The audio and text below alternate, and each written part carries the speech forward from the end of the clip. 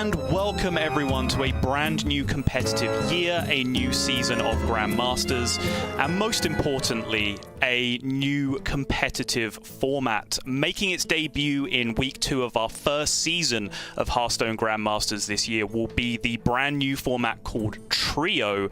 And fortunately for you, your boy Sottle is here to talk you through exactly how it works. Trio starts with all players in the tournament being offered the same groups of 3 different classes. For example, Druid, Paladin, and Mage. There can be any number of these groups, but crucially, all players receive the same options. Players then select one group of classes blindly without knowing what anyone else in the tournament has selected, but crucially knowing that all players have selected from the same options they did. Importantly, these class buckets do not contain any cards that you must play or even a suggestion of an archetype. Each player has complete freedom to build whatever they like within the classes they have chosen.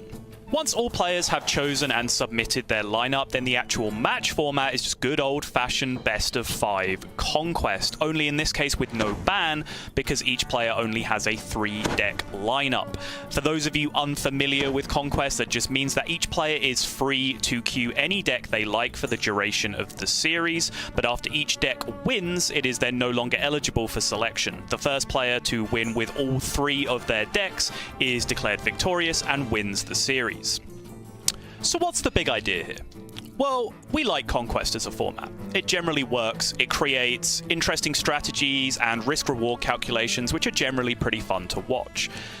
However, there is a risk that, particularly deep into a certain metagame, you create an amount of homogeneity and repetition as these alleged optimal order strategies evolve and players start to follow those strategies. With Trio, you have a lot more agency to force players out of their comfort zone. For example, if a particular class is underrepresented, let's say Warlock, you can force every player to play Warlock by just including Warlock in every single one of the class groupings that are available.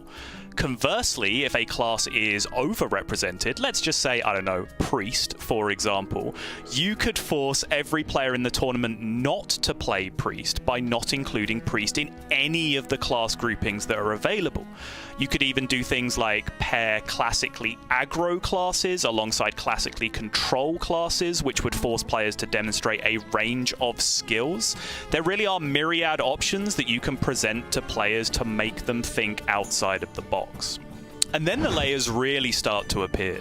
If you notice that every available set of classes has a Warlock in it, do you build a full anti-Warlock strategy, safe in the knowledge that every opponent you face is 100% guaranteed to have Warlock in their lineup, and you can just beat up on that Warlock and prevent it from getting its required conquest win?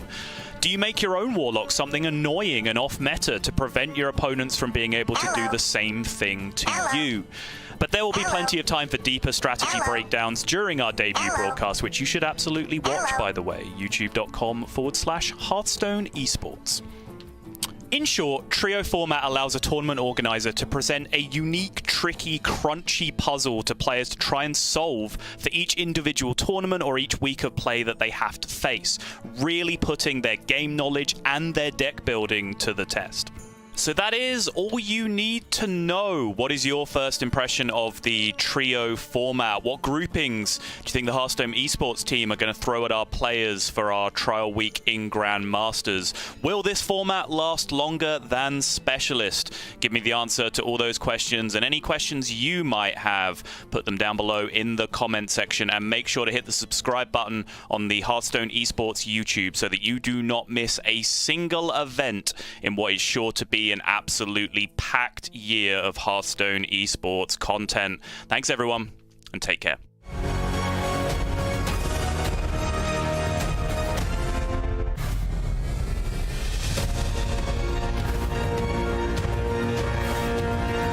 He's popping, his fist popping, he did it! Oh my gosh. 72 damage both times. And both times he left damage on the board. Where is cards green? Right from where is cards green? He got there! Oh, sick!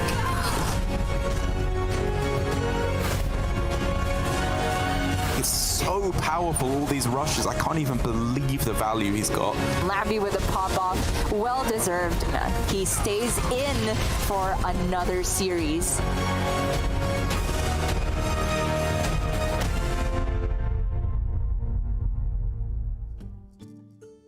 Welcome, everyone, to Hearthstone Grandmasters, your one-stop shop for all the premier Hearthstone action this weekend and throughout the next few weeks, as well as we are slowly narrowing down our pool of players who have their chance to get through to playoffs and therefore the chance at the World Championship. What all of our players are fighting for now, given that we are entering our last couple of seasons of Grandmasters. It's everything on the line for all of our competitors to get that final spot at the World Championship. And joining me, as always, to see us through is Gia. How did you enjoy yesterday's action? Very much. We saw a great variety of decks between several regions, as you and I both cast a little bit of Europe as well, on top of our usual APAC action. And it's been a very stark difference between the buckets that our two regions have chosen to use. That's right. Yeah, the trio format has been a very interesting beast jumping into it for the first time. It's the first time we've seen this, in which you choose from a group of predetermined curated classes, a set of 3 classes, basically. The most popular of which, for example, turns out to be Druid, Hunter, Warrior. Pretty good selection of classes right now, and then you have to win in a best of 5 against your opponent and win with all 3 of your decks. Once you've won with it, you can't queue it up again. Pretty similar to Conquest in that fashion. But again, it's just so interesting to me, all the different ways that players can build their archetypes, even if they end up picking the same set of 3 classes. We've seen players go with Face Hunter, Quest Hunter, Aggro Druid, Kazakus Druid, Ramp Druid, Pirate Warrior, Control Warrior. So many different ways, even in just that one set of 3 classes I was talking about as the main set that most of our APAC players have gone for. And that's even ignoring all the other varying archetypes that are available in the other buckets.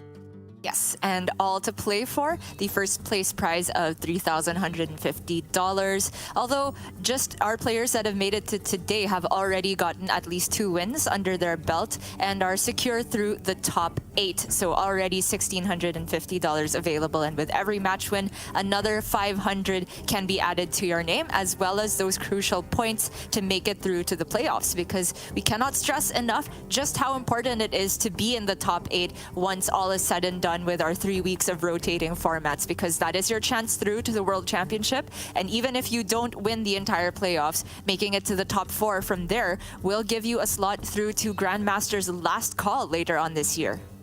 That's right, and I would definitely, if I can't get my spot at the World Championship, I would love to be involved in that, just because it's going to be so high. Getting all the regions together, getting to play against the best of the other regions, in addition to your own region here in Asia Pacific, is a great opportunity for our players, and as it's aptly called, a last chance, a final call to get through to the World Championship. But for this week, in terms of the points available, you pick up an extra point per win, which is very important for a lot of our competitors here who didn't have such a strong week last week. Shaxi was able to get through to the semi-finals, so he definitely wanted to pick up a couple more wins, but ending 2 weeks on 4 points for him is reasonable.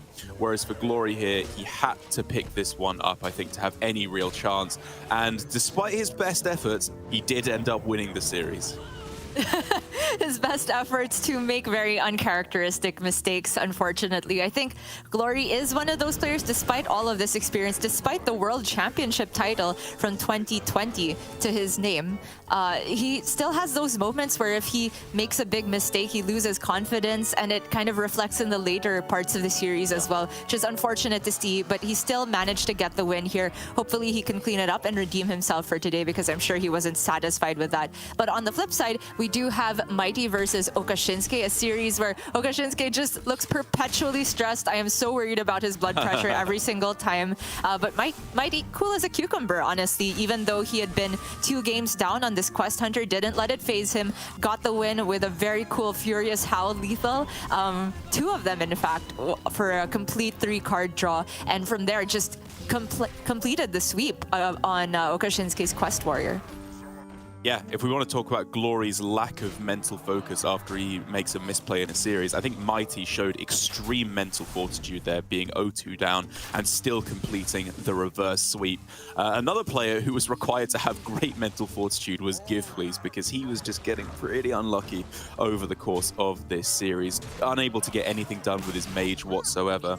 And it's just weird to me that I thought Mage would be such a strong contender coming into this week. It's good against, obviously, the slower decks because it can kill them around turn 7 or 8, and there's often plenty enough damage to get through the armor of Druids and Warriors. And I thought it would be decent enough against aggro, but it turns out for Giveplease here, against the aggro decks, it just fell flat on its face. Even against this Druid, which was kind of a hybrid aggressive-ish deck when you factor in the Glowflies as well, the Mage just could do absolutely nothing and lost him the series.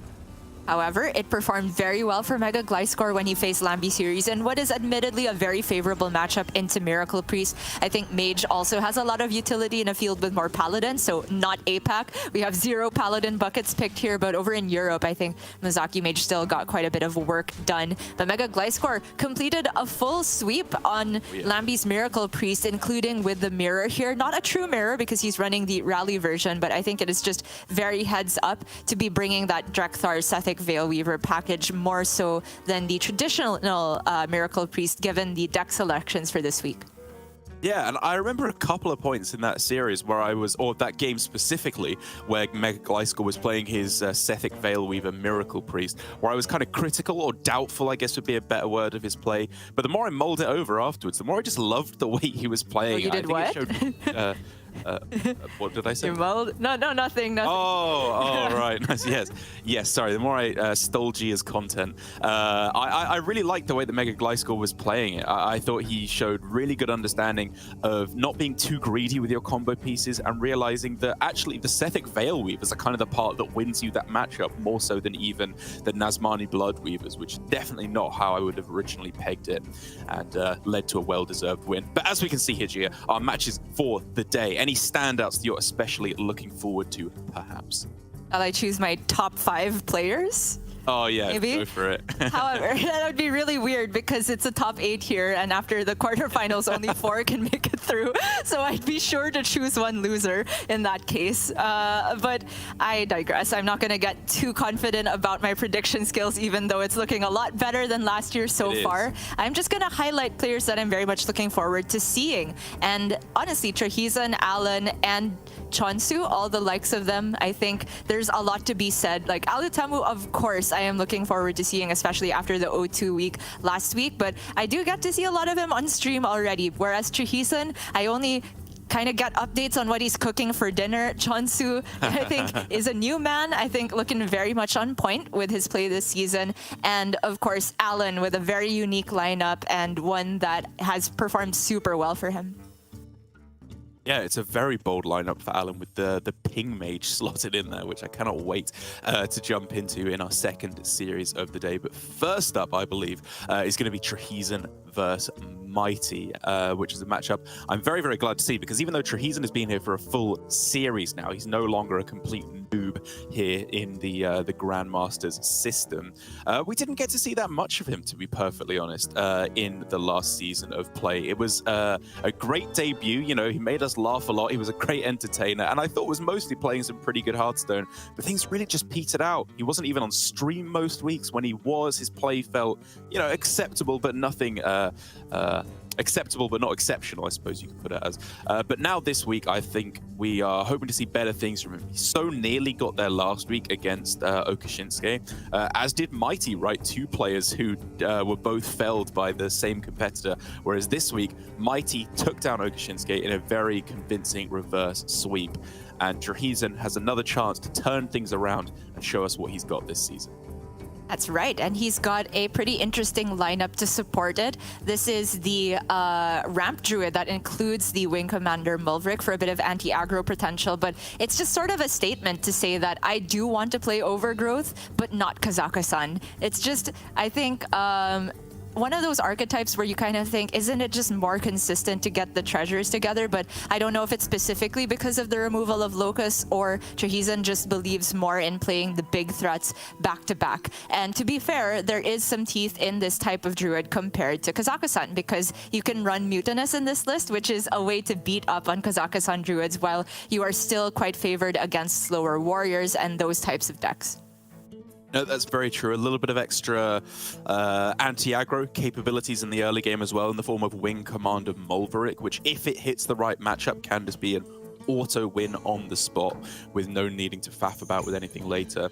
But I have to say, after having, as we said, casted a bit of EU yesterday, I saw Floki piloting this ramp version of the Druid, and you know, I don't want to base it on one series, but from what I saw there, it seemed very emblematic of my problem with this Druid deck, which is that even though it has a pretty stacked top end in terms of threats, because it's a very high curving deck, the actual ability to play a big threat turn after turn, as you want to do with a big ramp deck, is not really there so much, because a lot of the expensive cards you don't want to play until you have a lot of setup already done. Like Yashaj, you need to corrupt and play the strongmen for that to work. Umbral Owl isn't really a big threat despite being so expensive. Yogg, of course, you want to wait until far later on. Cenarium Ward often wants to be saved for Solar Eclipse as well. It's a little bit of a finicky deck for my liking, and doesn't just slam a big threat like Kazakhstan, which generally I find to be a little bit more consistent.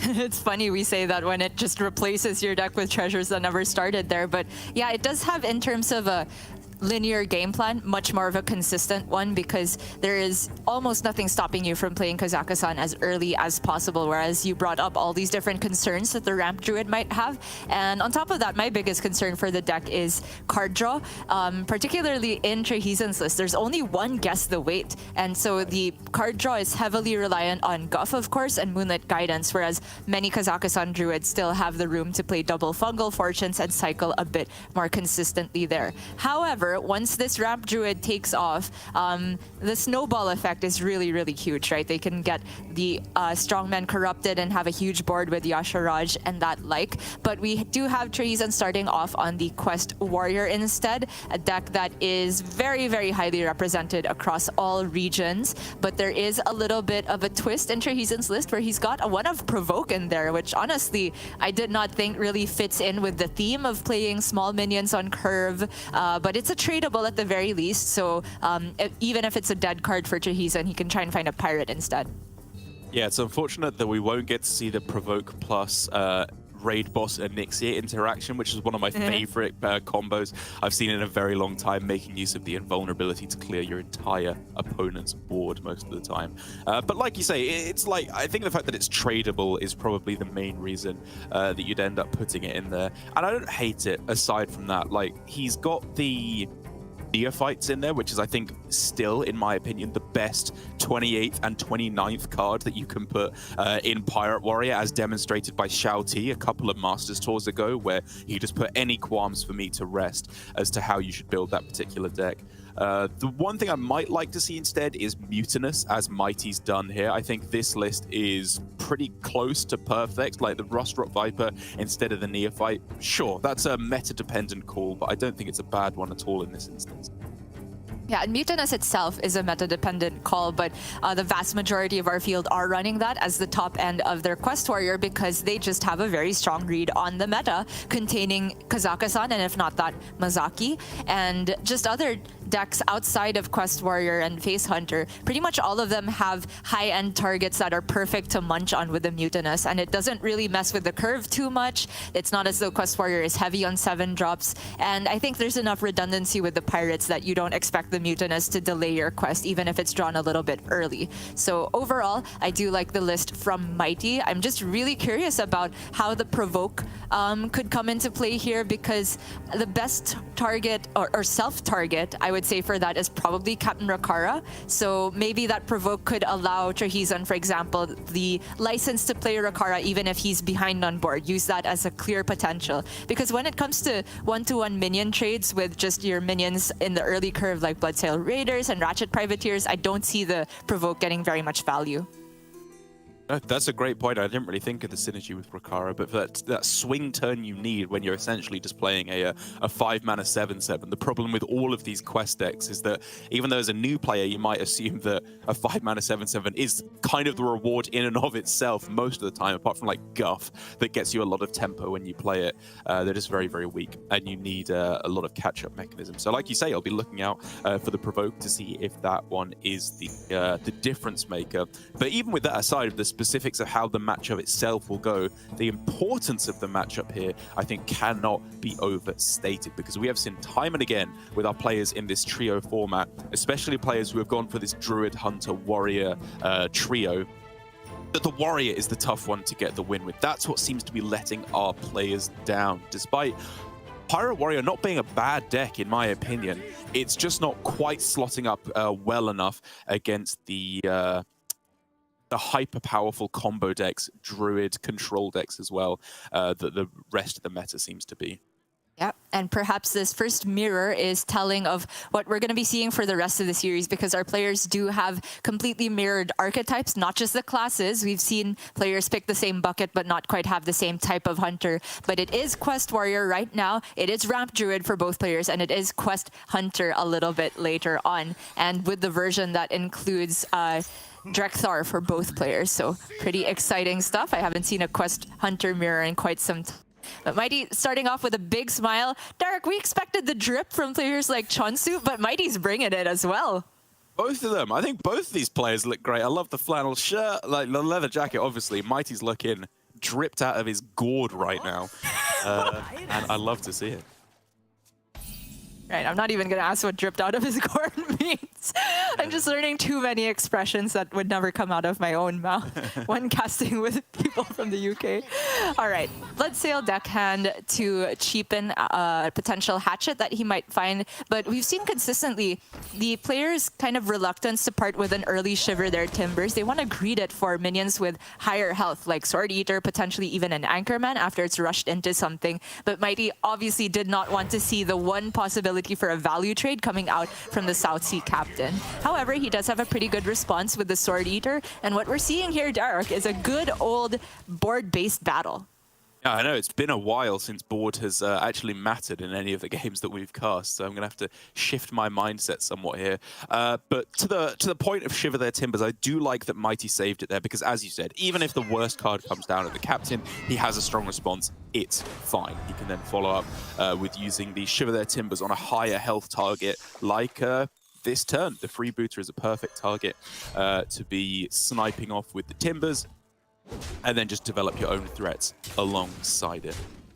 Yeah, the hatchet pickup from the quest progression is very clutch for trahison there, because the 5 health breakpoint on the Sword Eater is actually kind of a pain to deal with in this matchup. Your Anchorman has 4 attack, your cannons deal 4 damage, you get 2 attack from the freebooter and 2 attack from the 2/2 that deals damage as well. It's just a difficult breakpoint a lot of the time. Mighty here with the option to just buff his weapon straight away with the Ratchet Privateer and swing into the 3/4. But I wonder if he's holding on to that Shiver their Timbers for something even more important, because I feel that the weapon swing maybe gets a bit more work done later going face potentially. Maybe. Got a job for me?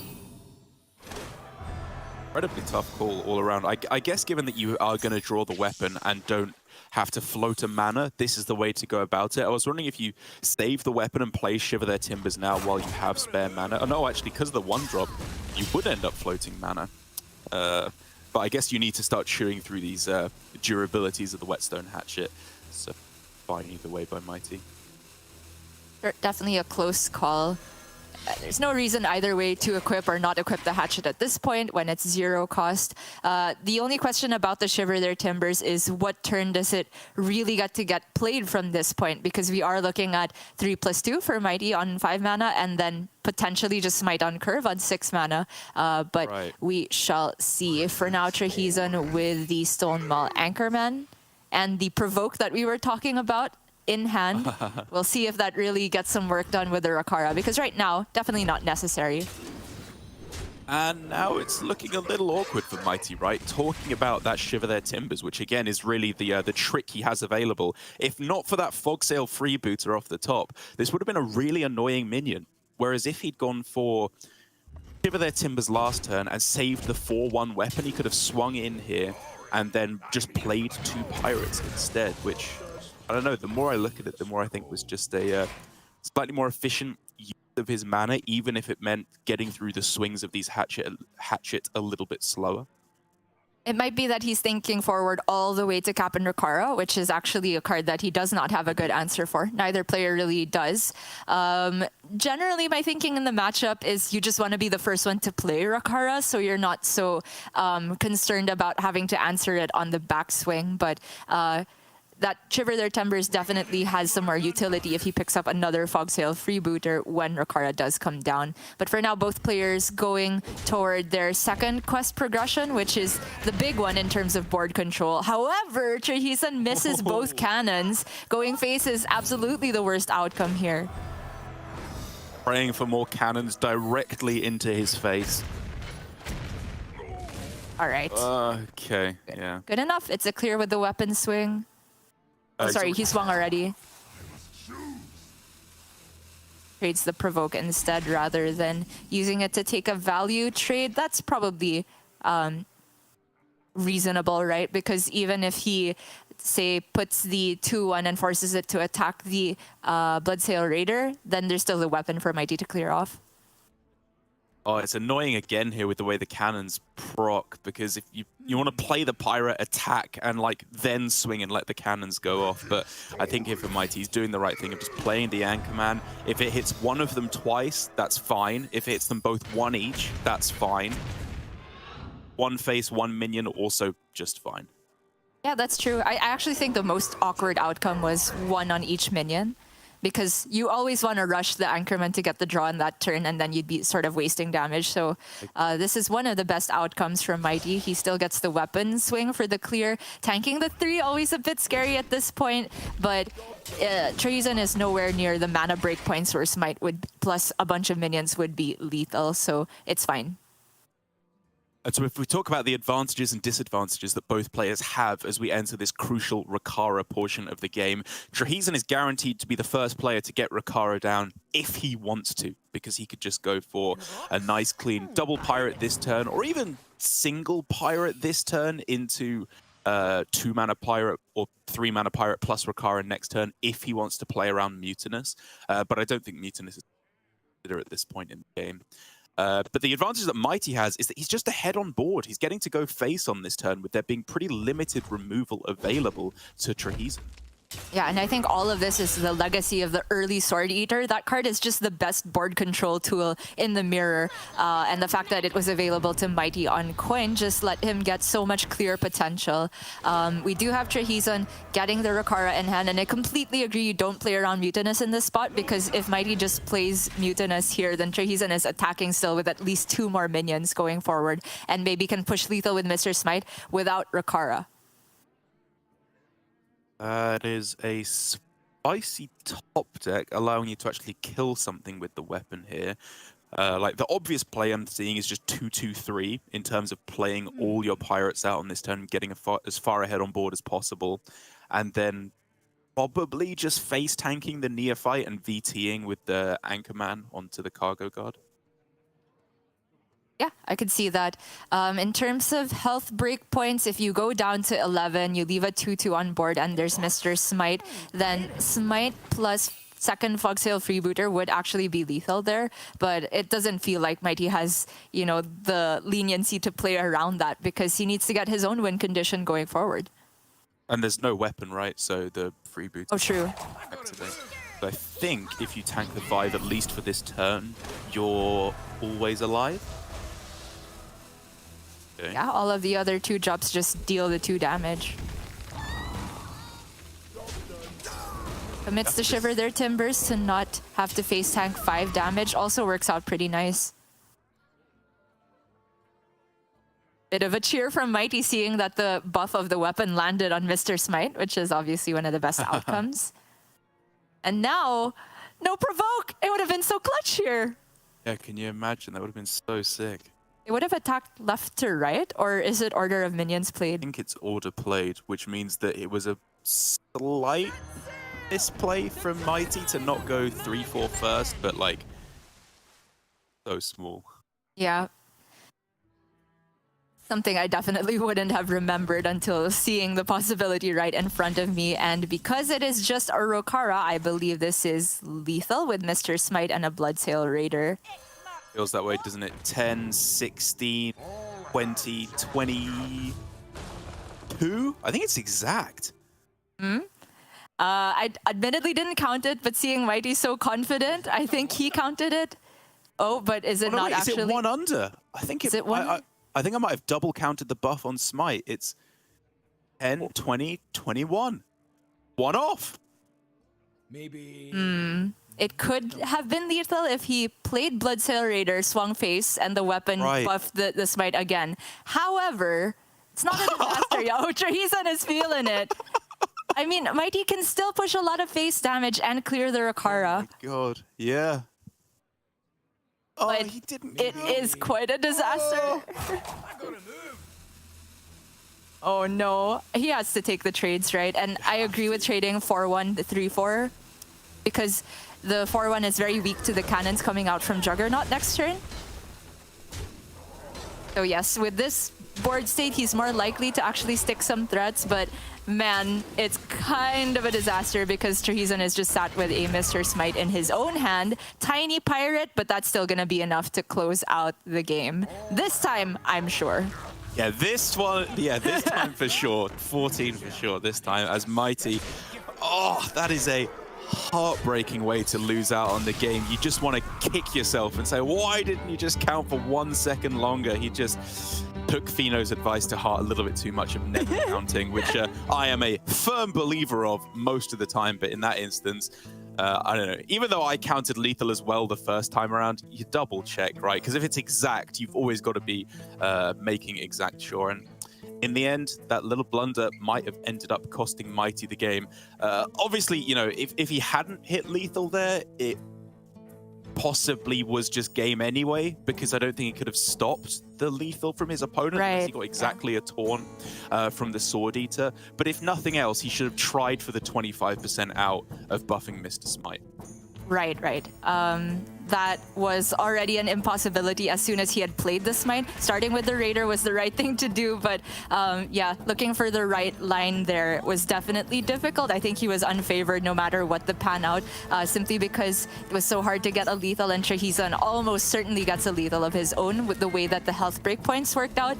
But I also just kind of worry a little bit for the players that like to emote and acknowledge their mistakes. Like, I do that too sometimes on ladder, just to say that I'm not completely stupid. I know I messed up, but in a tournament setting, man, that can really play on your sort of mental game as well as just eating up your turn timer. Yeah, it's a very specific type of player that can just move quickly past that. Like, I don't know, it's hard to describe because you need like a huge amount of confidence in yourself, which isn't really deserved if you're doing something stupid like that, but you kind of need to, I don't know, I don't really have the ability to describe, but you need to believe in yourself no matter what. Even if you're making mistakes like that, you need to know that you are the nuts. You know, you are still a fantastic player. You can still do it. These kind of plays, whatever, they happen to anyone. You need the blind confidence that has been instilled in me from birth as growing up a cis white man. That's what I'm trying to impart to the rest of the Hearthstone community. Okay. Not touching that one with a 10-foot pole, but yeah, I'm gonna just quote "Give Please's shirt" instead. It really speaks some wisdom, right? You are so great, never give up on something good. And anyway, the series has just begun. We did get perhaps the most complained about matchup out of the way, at least by the players, the Quest Warrior Mirror that can get a little bit clowny with what kind of pirates you generate here, but there was very, very little variance in that first iteration. We do have Trahison now moving on to his Ramp Druid, a deck that both players are bringing, but with pretty different lists, as we can see that Mighty's version actually still finds room for double Rust Rot Viper. He just doesn't want any weapons in his house. Yes, absolutely. And it's interesting to see the way that different double snake builds have come about, because the most interesting one to me is in Quest Hunter, where you're kind of allowed to play double Viper because you have Drekthar and it's just a good minion to cheat out in the mid game. I think in Druid specifically, it's a little bit overkill. Like, you have Moonlit Guidance, you have a reasonable amount of card draw. I guess in this version you don't have as much card draw in some of the other builds of Druid, but I don't know. I would say that one is probably enough, but even so, Mighty, as you said, doubling down here. If he was to face a lot of control warriors, it would have been a very heads-up tech. Even if that is not to be the case here. Trahison has got himself that kind of hand that Ramp Druid so often is going to be running into, right? Where it's almost there. It's kind of got the pieces you want, but it's just missing that secret sauce to get you to the point where these are actually playable. Yeah, I mean, that Moonlit Guidance finds an overgrowth and suddenly all his problems are solved, right? Playing that on turn 4 and then ramping up into a 7-cost card is very clean indeed. And talking about, okay, Guff, also very strong, of course, even though it's a little bit later to play the next turn. You're fine waiting because Guff is just the most consistent ramp and draw effect in the deck. In terms of differences of the list, to make room for the double Vipers, Mighty has actually cut Spammy Arcanist, not a big deal in this matchup, I would say, but the other one he's cut is Yogg-Saron, which I feel is a huge disadvantage in the mirror in particular, because both decks have very limited ways of actually dealing with a big board on the other side. They just want to be the first one to play the threats or perhaps eat their opponent's threats by playing Mutinous. However, Yogg is a panic switch that can make miracles happen if your opponent has just gotten their Yasharaj Strongman board online. And the fact that Mighty doesn't have natural access to that in the list could be a big deal indeed.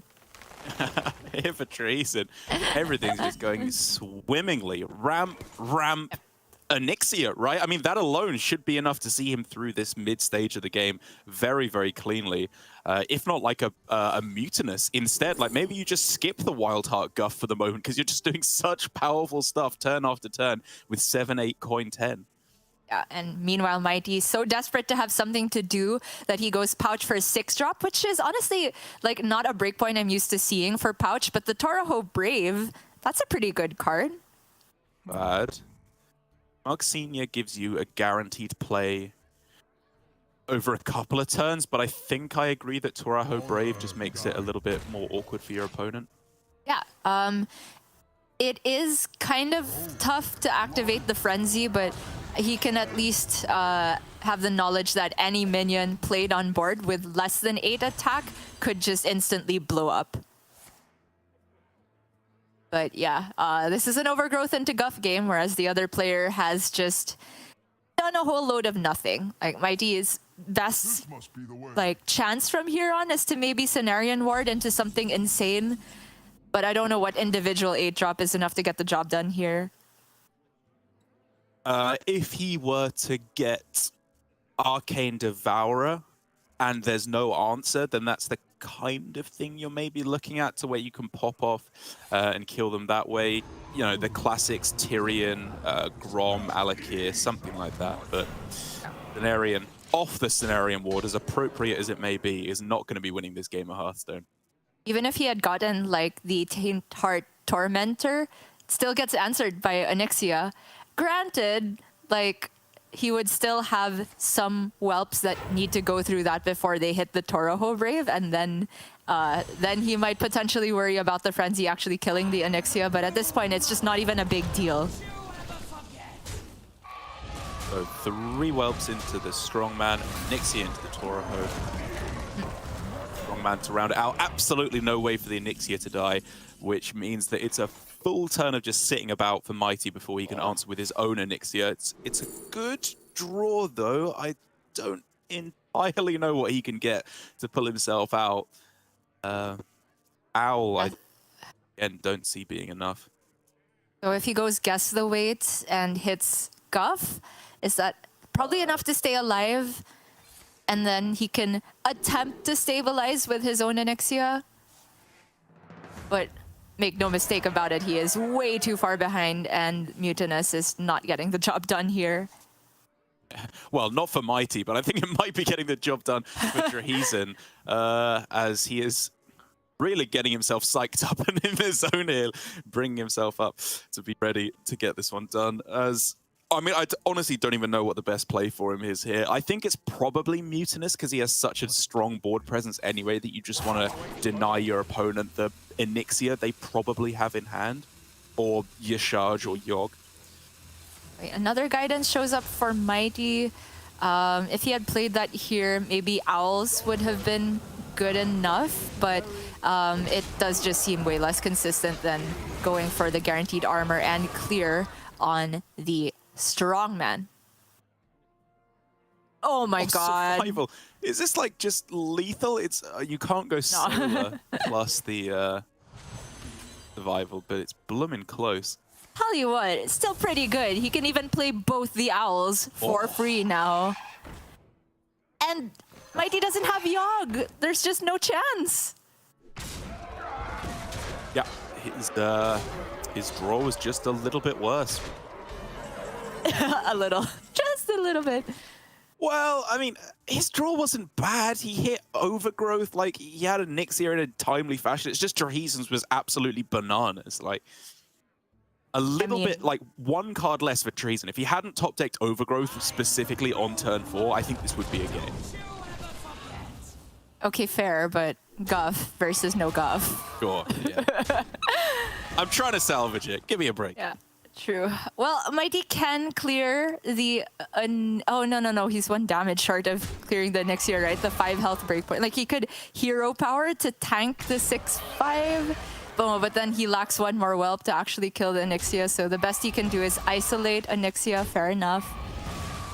Yeah, he's alive, even with the Onyxia and the whelp left alive. For now, obviously, at least. So there's Cenarion for Trahison. Several 8-drops provide him lethal, and even if not, he can at the very least isolate the Onyxia, take the value trade. But I would favor him just looking what's in the ward first. I don't honestly see any upside to going Mutinous here as well, because you're not worried about Yogg. It's just not in the list. Yeah, Mighty doesn't even want to see the end of that one, feeling the pressure already. I mean, it's lining up pretty heavily for him. He got top 8 last week, top 8 this week. It's not bad. It's 2 points each week, puts him on 4, even if he loses here, which is very salvageable. But it's not what he wants. We can feel the hunger from Mighty to be shown as a true competitor and pull ahead in this Grandmasters APAC region. And so he was in this exact situation yesterday, 2-0 down, needed to get a full reverse sweep. This time, however, he doesn't have the Warrior to face up against because that has already won for Trahison. It's the Quest Hunter, which I think is definitely a worse position for Mighty to be in. But I wonder how much worse of a position it is, because we have to remember, this is still Quest Hunter. This is a really weird, unproven deck at this point. It is, but I think a lot of the reason why it's so heavily brought this week is that I do think it has a very solid matchup against Quest Hunter, and that's part of the reason why Mighty might have still felt a little bit comfortable having to 3-0 sweep Quest Warrior. Now, though, he has to beat Quest Hunter potentially with his own Quest Warrior, which is going to be really difficult because the whole point of that Pirate Quest Warrior is to play minions on curve, and that's exactly what the Quest Hunter wants to see, right? They progress their own quest by targeting your minions, dealing damage to them. They don't take much damage in the meantime, and suddenly you are falling way too far behind as the warrior. But Mighty doesn't have to queue that matchup first if he doesn't want to. He could take the Mirror or the Ramp Druid, and I think Ramp Druid is very reasonable into Quest Hunter, very favored, I would say, just because you don't give them targets in the early game to spend their spells on, so either they target their own minions or they send the damage to the face, and you're not concerned about the face damage because you have a ton of armor gain in the deck. And once you do put minions on the board, they're generally of the size that the Quest Hunter really struggles to remove outside of exactly Professor Slate. Oh, Mighty just wants a break here. Can he get one ramp card? Guff, Overgrowth, something. Because if he gets just one of those, this hand is game winning. 100%. He just needs to be able to get to play these cards. Onyxia, Mutinous, Yasharge, all these giga expensive legendaries in hand. His hand costs more than Trahison's entire deck does at this point. It's absurd how unfortunate of a draw this is. Okay, nature studies, overgrowth, chances, bloom. Bloom? Okay. That's not bad. Yeah. For now, Bloom? Actually correct for once. there are very few minions in the Quest Hunter deck, and he's just seen what came off of the Carrion studies. But if he manages to munch up a Drekthar, that is not only one of the best cards for Trahison deleted, but a decently statted Mutinous as well. I don't think Mighty will be in a big rush to play that, because it could very well be that he's holding on to Bloom for Onyxia instead, or Yasharaj. But for now... Okay! Oh! We have a game! We have a game! Oh my goodness. Look how much this changes the entire landscape of the hand.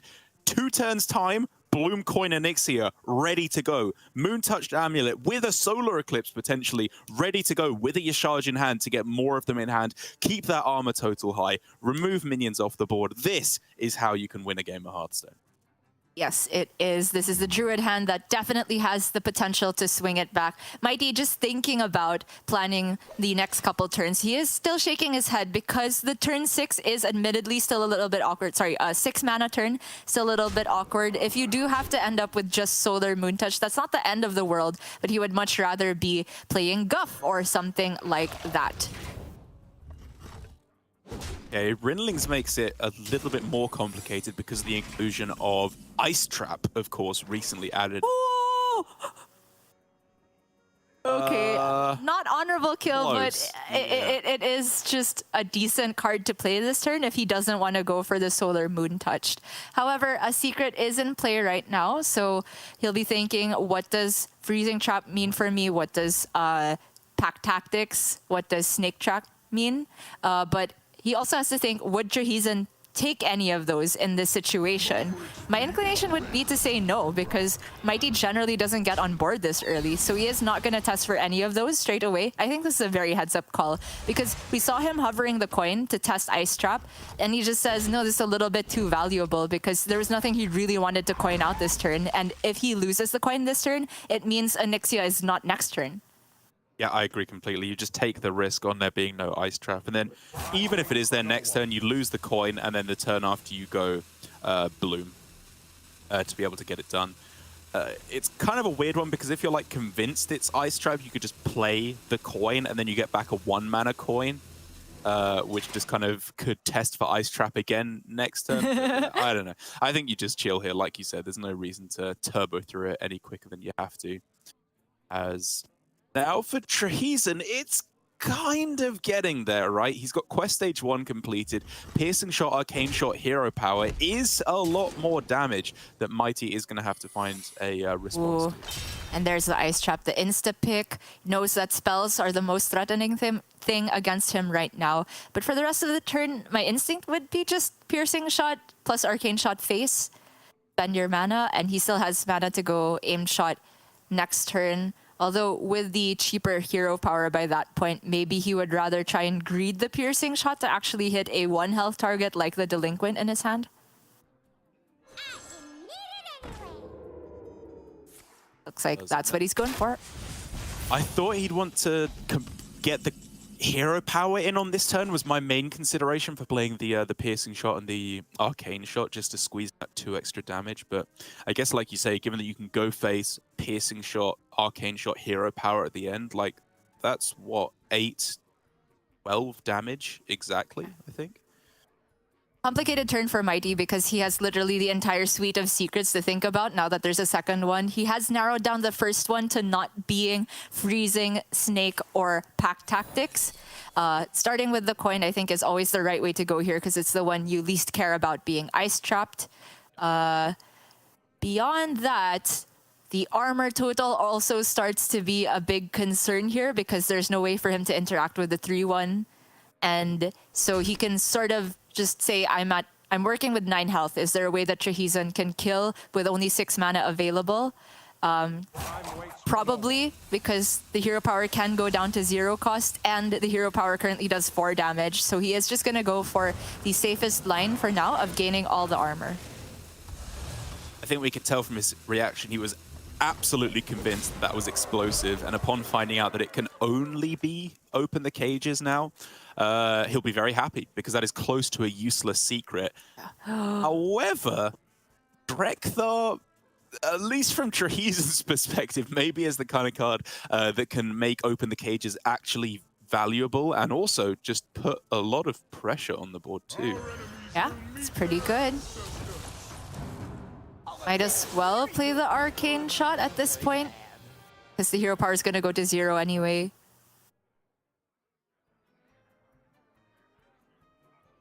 I don't see a reason to target the Mulverick with it. Like, I would have been pretty happy to just go all face there. Oh, interesting. But fair enough. I don't know if there's a way you can get the Mulverick to honorable kill, is my thinking. I mean, the problem is if they have Onyxia, because then you can obviously like attack in and then the whelps finish them off. But True. I wonder if you're ever beating Onyxia anyway. It's kind of close. I guess you could do if they end up with an 8/8 and like 1 2/2 left on the board, maybe a couple of 2/2s. You can get through it. But if they have a board full of 2/2s, then you're maybe just gonna die. Or 2/1s and 2/2s. Even though the Onyxia whelps don't get the whole job done by themselves, the fact that Onyxia body itself can rush will make this a full board clear still. And that's just very clean for Mighty. He's sitting pretty at 18, very safe health total, and has the Yashiraj not quite playable next turn with the overload, but that can get him back at the very least 1 more Moon Touched Amulet for armor should he need it. Yep, get that damage while you can. Send the hero power face. Get yourself Tavish in hand next turn, and then you can deal 4 damage. If you get Arcane Shot, it gets you up to 8, or Wound Prey gets you up to 7, which still, unfortunately, is not lethal. And with the Cenarian Ward as the other generated card for Mighty off of the Moonlit Guidance, he just needs to survive this turn, and he will 100% have won the game. Yeah, I think he knows that without any Tavish played yet, and with only 8 mana available to Trahison with 1 card in hand, there's no way he's dealing 12, so he didn't need to take a less greedy option there than Cenarian Ward. For Trahison, though, I'm honestly a bit surprised he didn't just play the Dragonbane shot last turn and get the Tavish on board now. Maybe free up some mana if the next draw is, say, Furious Howl. True. Yeah, that's a good point, actually. His opponent would be at 10, and then you would have 6 mana to deal 10 damage. I guess 6 mana to deal 8 damage with a hero power being used for one of them. Like, that's theoretically possible, right? If you get Quick Shot, Arcane Shot, Aimed Shot, like, there are potential combinations that could have been lethal if you'd used the Dragonbane shot 1 turn earlier. Does help a little bit here, though, in getting the honorable kill and replenishing itself because of it, but Mighty's not very much concerned by this. He does just have way more armor because of the Yashiraj. He already knows that the secret is not going to stop the Onyxia going face, and that is just going to be lethal. That's going to be game 3. Going to Mighty. It's a very similar trajectory to yesterday, right? He loses the first couple of games, gets understandably frustrated, and starts to pull it back. And that's something that I have a lot of respect already just for seeing Mighty play a couple times, is that we can see he's getting upset from some of his body language. As I said, understandably so, because he's getting very unlucky with some of his draws. When he drew this Druid hand, you know, he was gesticulating, come on, can I just get 1 good draw but he always seems to be able to recenter himself. You know, he's not letting this frustration get to his level of play. He's staying level-headed, and aside from right at the start, where he was getting a little bit overexcited and didn't count necessarily how he had lethal, aside from that, I think it's just been cool, calm, and collected play, even in the face of some pretty unlucky outcomes. Yeah, he recovered quickly from that miscounting there and has had his head screwed on right for these next couple games. But it is only just going to get more difficult from here because I do think of his remaining decks, the Ramp Druid did have the best shot versus the Quest Hunter. He's going for the second best matchup, in my opinion, in the mirror, which is... I mean, it just does not bode well for the Quest Warrior, right, if you're willing to take the 50-50 instead. In terms of differences in list for our two players, I think they actually have exactly the same list, Double Viper with Slate as the Drekthar support package, one explosive trap, double Carrion Studies to potentially give you more targets for your spells, or just cards that can keep you cycling if you find like Loot Hoarder or Thalnos. Yeah, we've seen Thanos be clutch already, actually, which I honestly hadn't considered as one of the cards you can get from Carrion Studies. In my head, it always gives you these death rattly beasts, but obviously it's a lot more flexible than that a lot of the time. As Mighty this time, showing us with his body language how happy he is. Drekthar available on turn 3 here with a very respectable hand outside of that as well. It's a perfect start to this game. Exactly what you need to bring us to game 5. This is what we were saying yesterday. Maybe tomorrow, Mighty can finally have a Drekthar draw, and it's coming together outside of him top decking all the 3 chops in the next couple turns. Nope, he's safe already. Really? No arcane Oi. spray. Okay, fair enough. Just get the hero powers in, I suppose. Yeah, I think he's saving those for minions because he'll be aware of the possibility of Drekthar on the other side as well. That's a Loot Hoarder, but okay, Trahison always been valuing the Sneaky Delinquent instead. And to be fair, the stealth is such a big deal here. There's no way for Mighty to interact with it outside of Bola Shot, but when it's the only target on board, you still cannot kill it. Okay, 1 Snake, 1 Thalnos. It is the downside of including that in your deck in terms of immediate tempo, but just for more card draw. Like, Meaty is going to have absolute Mighty. I caught myself that time. Mighty is going to have no problems turboing through his quest incredibly quickly. Okay, already problematic for Trahison, so much to the point that I feel he needs to go for an explosive trap out with this Rindling's rifle. So 3-1 into Drekthar, and then you swing into the Snake to let the game know which secret you want.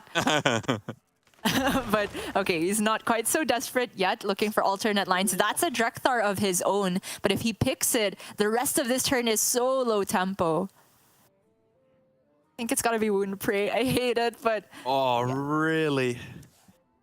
I guess Drekthar's just too slow, right? Like, even if you go Carrion Studies, play something this turn for the full 3 mana, Drekthar pass next turn, you're just dead. Exactly. He is just going to leverage the Wound Prey to progress the quest, and it lets him target the hero power on the Restaurant Viper instead. But this is already just so much less tempo compared to what Mighty's been doing. Oh, sorry, he plays the Stealth instead. Yeah, that's probably just better. Whereas Mighty has full license to just ship everything face. Yep, Aim Shot I definitely want to play on this turn to set up for a 4 damage hero power, either on minions or face, depending on what my opponent does next turn. And then Arcane Shot to round it out. Why not? Deny your opponent more targets with the Wound Prey. It quite clearly is being shown by both players here, the importance of denying them good targets for their Bola Shots and Overwhelms in particular. All right, Trahison can finally get a bit of a grip on the board here, but all his Death Rattle options were garbage. Like, there was good stats in the Black Spear thingy, but it just deals too much damage to himself. You cannot afford to do that in a matchup where both players are playing Aim Shot, Quick Shot, Piercing Shot. Are we actually going to get Explosive Sheep Ping in 2022? That's such an old school play. I mean, it doesn't help him, though. He's the one with the stealth minion. Yeah, but it's cool. Go on, do it anyway. Kill that one. It is true. Oh, damn it. I mean, if only the other Carrion Studies had gotten the Loot Hoarder, right? If he had picked that, he's just Freeze Mage. Well, pretty straightforward for Mighty here. All of the damage being shipped to the dome. So far, it's running a little bit dry here. The bola shots are the only shot that cannot be directed at your opponent's face. Oh, explosive sheep, piercing shot. That is just a very metal play. Probably explosive trap as well. I don't know if you ever feel like it's gonna go off, but certainly the other secrets are not going off, nor do they progress your quest. Yeah, I mean, I was kind of looking at explosive sheep and picking open the cages, but it's just never going to happen. So I agree. As unlikely as this is to do much, got to take it. And so now, what are we looking at?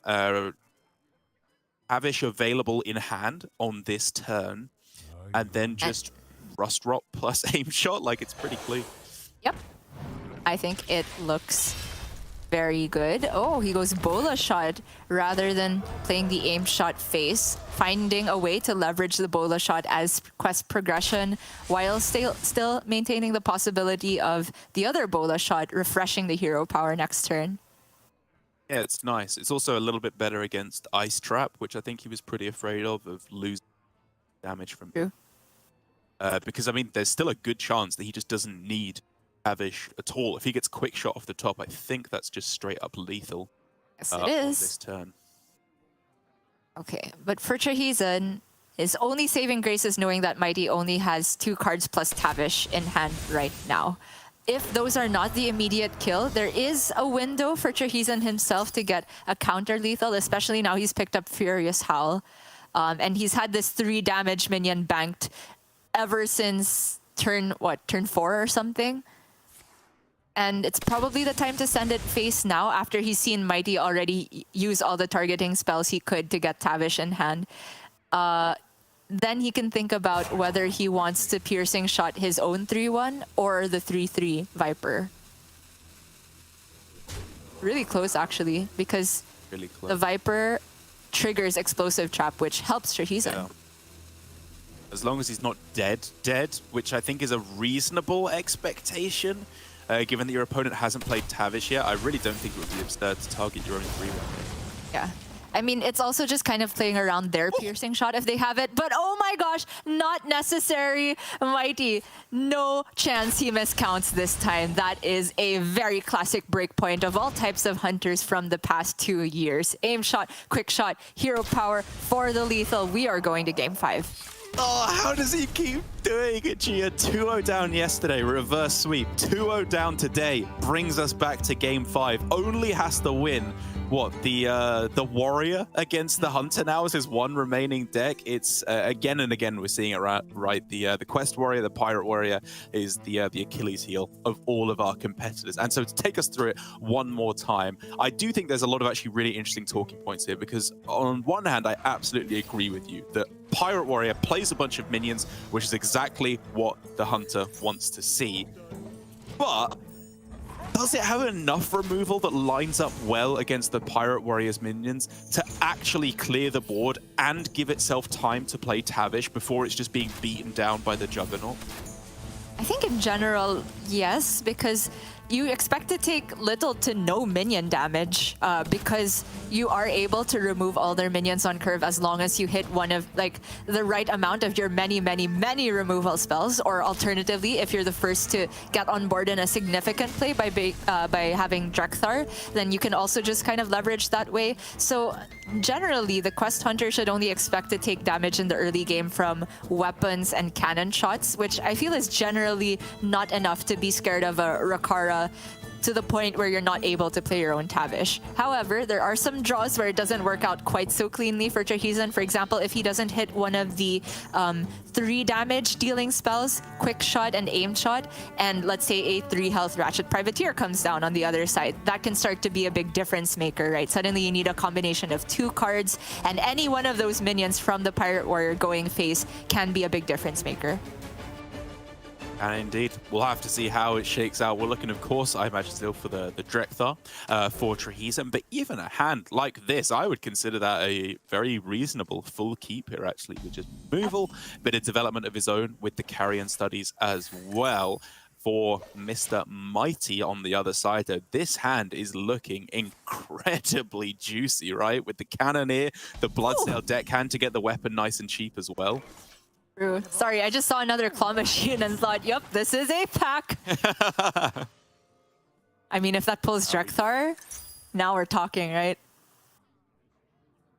But in the meantime, of course, like what we were talking about, it's just very efficient for trahison to remove minions on curve with the vast majority of his cards. He does have both quick shot and aim shot, which can deal with 3 health minions. But Mighty has his one and only, the Freebooter and the Cargo Guard, which are the 4 health minions available to him here. But the Thanos top deck is so clutch here. It's perfect now, the breakpoints. Yeah, it's gorgeous. Otherwise, we were looking at coin piercing shot, which is a little bit inefficient.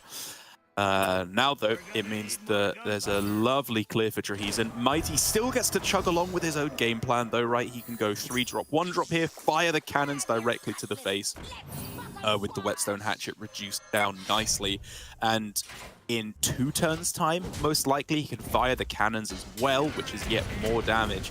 Like, he's kind of getting there. Even though trahison is able to remove most of the minions playing every turn, he's getting in those crucial little bits of chip damage along the way. Yeah, the cannons are the big difference maker here. Trahison, with the quick shot expended and the nice hero power able to target minions here now, is just setting up for a very clean coin claw machine play if Mighty goes for the on-curve Anchorman. But, okay, it is the Anchorman. I thought it looked like he had just went for a complete pass there, and I was thinking, is this some next level strategy? But, okay, Drekthar's in hand already, so he doesn't even need the claw machine. Okay. Interesting, yeah. So what, Drekthar coin aimed shot with his 0 mana hero power, like he can probably clear anything that comes down next turn for Mighty, given that he'll be doing 3 and then 4 damage as well, if he wants to. And if he gets Professor Slate, the 3 damage is poisonous as well. Good point. But we do have more cannon damage going face. It's just like what we were saying, right? Exactly, only the damage that's gone to Trahison's face so far has been from cannons and weapons. No minion has connected yet. Lightning fast play still from Trahison, as we would expect. The 2 snakes come out, boom, boom, from Drekthar. And Mighty needs the 2 mana pirate here, right? If he doesn't hit it, this Rakara is just going to be, I think, that little bit too slow. But he could chomp the Carrion Studies minion? Okay, never mind. Probably just Rakara. It's gotta be, right? It's so clutch being able to play it on this turn. And it's a big deal that there was no Professor Slate summoned, even though Trahison didn't need it on the previous turn to get rid of the 3-3 and 3-4 after the captain was removed. Captain Rakara, that's a health total that is quite awkward. Not even the claw machine can do that on its own. Oh, this one's so close. Trahison has his own very important draw here. If he can get a 2 or less cost damage spell, he can play Tavish on this turn as well. But he whiffs completely, meaning it's going to be a full extra turn before he can even play Tavish. We're looking for the bear, whatever it's called, the new one that's like a big taunt that summons Mountain Bear? Yeah, that's a whiff, though. And so... Burning Blade Acolyte, you can like piercing shot it next turn if you want to as well. Oh god, I don't know. I feel like it might just be the Delinquent. Sure. As the most damaged with no downside. Like, does the coin from the Mailbox Dancer let him do anything fancy this turn? Like, if you go Mailbox Dancer for 1, you could go Piercing and coin the Furious Howl, I guess. Yeah. But he is just going to go Piercing Shot plus the targeted hero power and then play the Delinquent on the board. Like 3 games on this Quest Hunter, Trahison has picked Delinquent 3 times. And he finally has a grip on the board, but the Juggernaut has come through. What's gonna be the first weapon and the first minion? I don't think Trahison liked it, whatever. Oh! Blacksmithing Hammer and a Cannoneer! Oh, that's so good. Okay, so Mighty knows it's probably a 50-50 here to eat Tavish if he wants to go that way. He's just letting rip with the Mutant, and this could completely destroy Trahison's game plan.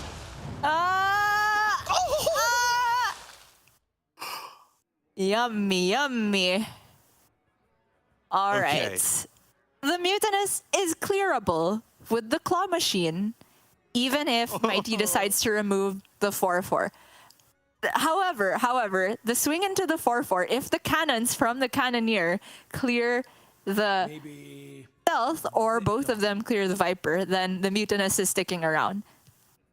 Also, this is just 5 damage that could go face. I think it's got to be. It has so many good outcomes here. Okay, all face. Okay, that's kind of one of them. God, I feel like he was looking for Rinling's rifle, try to get freezing trap so he doesn't have to clear the Mutinous the hard way, but it's just not available here. Here's Hell doesn't do very much. The Claw Machine can pull Professor Smite as the one remaining minion in the deck, but it's too expensive to play. Not Professor Smite, Professor Slate, sorry. Sorry.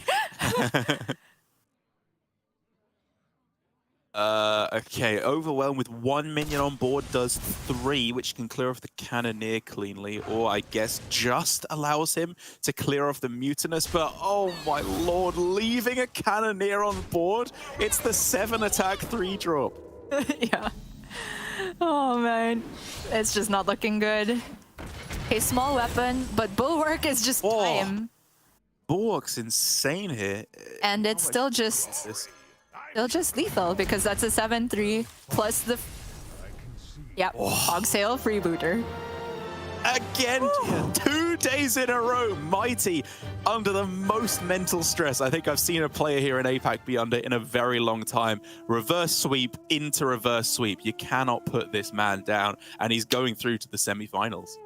That's right. Now you get his name right. You can never forget it, Tarek. He is Mighty, and he cannot be stopped. He's just our reverse sweep artist here in APAC. I mean, I think Gabby had a bit of a reputation for that in the Masters Tours and in Grandmasters. Now he's got some competition because it doesn't matter how unfavored Mighty might be. Doesn't matter the odds. He finds the way to victory, and he is going through to our semifinals. Truly love to see it. Going to be facing off tomorrow in our first semi-final match against either Alan or MegaGliscor, which is going to be our next match today.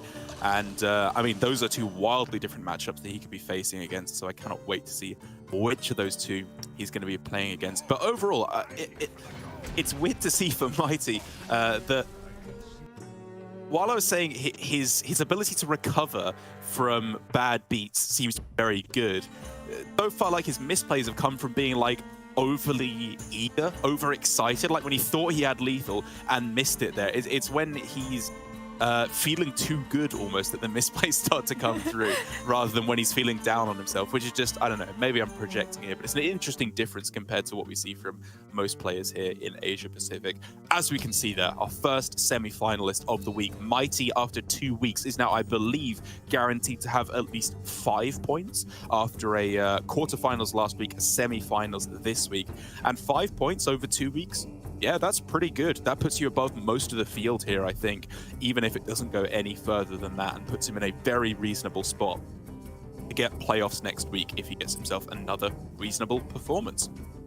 Very impressive stuff, especially from a Grandmaster who's just made his debut in this season. But soon we will find out who will be his opponent tomorrow between Alan and MegaGliscor, like you were saying. And that's one of the matches I am most looking forward to of the entire weekend, because I just think Alan's lineup is so unique with the Ping Mage in there. Not the Monkey Mage, not the best deck that we were seeing from Fled and Super Fake last week, but just good old Ping Mage tops out at Mordresh instead of Drakefire Amulet. Has the Reckless Apprentice, of course, to just get so much board clear potential, and I feel is a great pick into a field of Quest Warrior. However, MegaGliscor does not have it.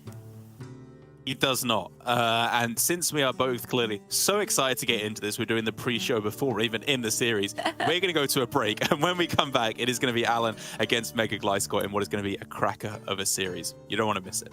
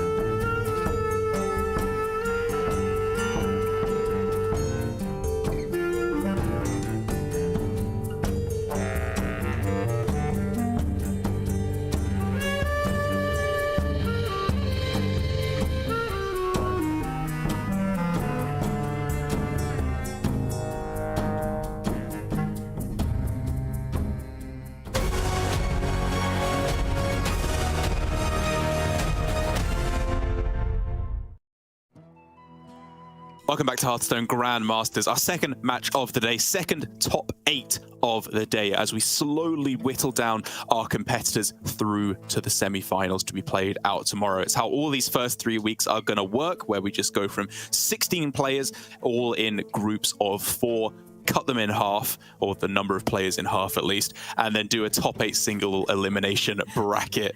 As for Alan versus MegaGliscor here, based on what he's been telling me, Alan might be about to cut MegaGliscor in half, because his lineup is looking very spicy and very potent as well.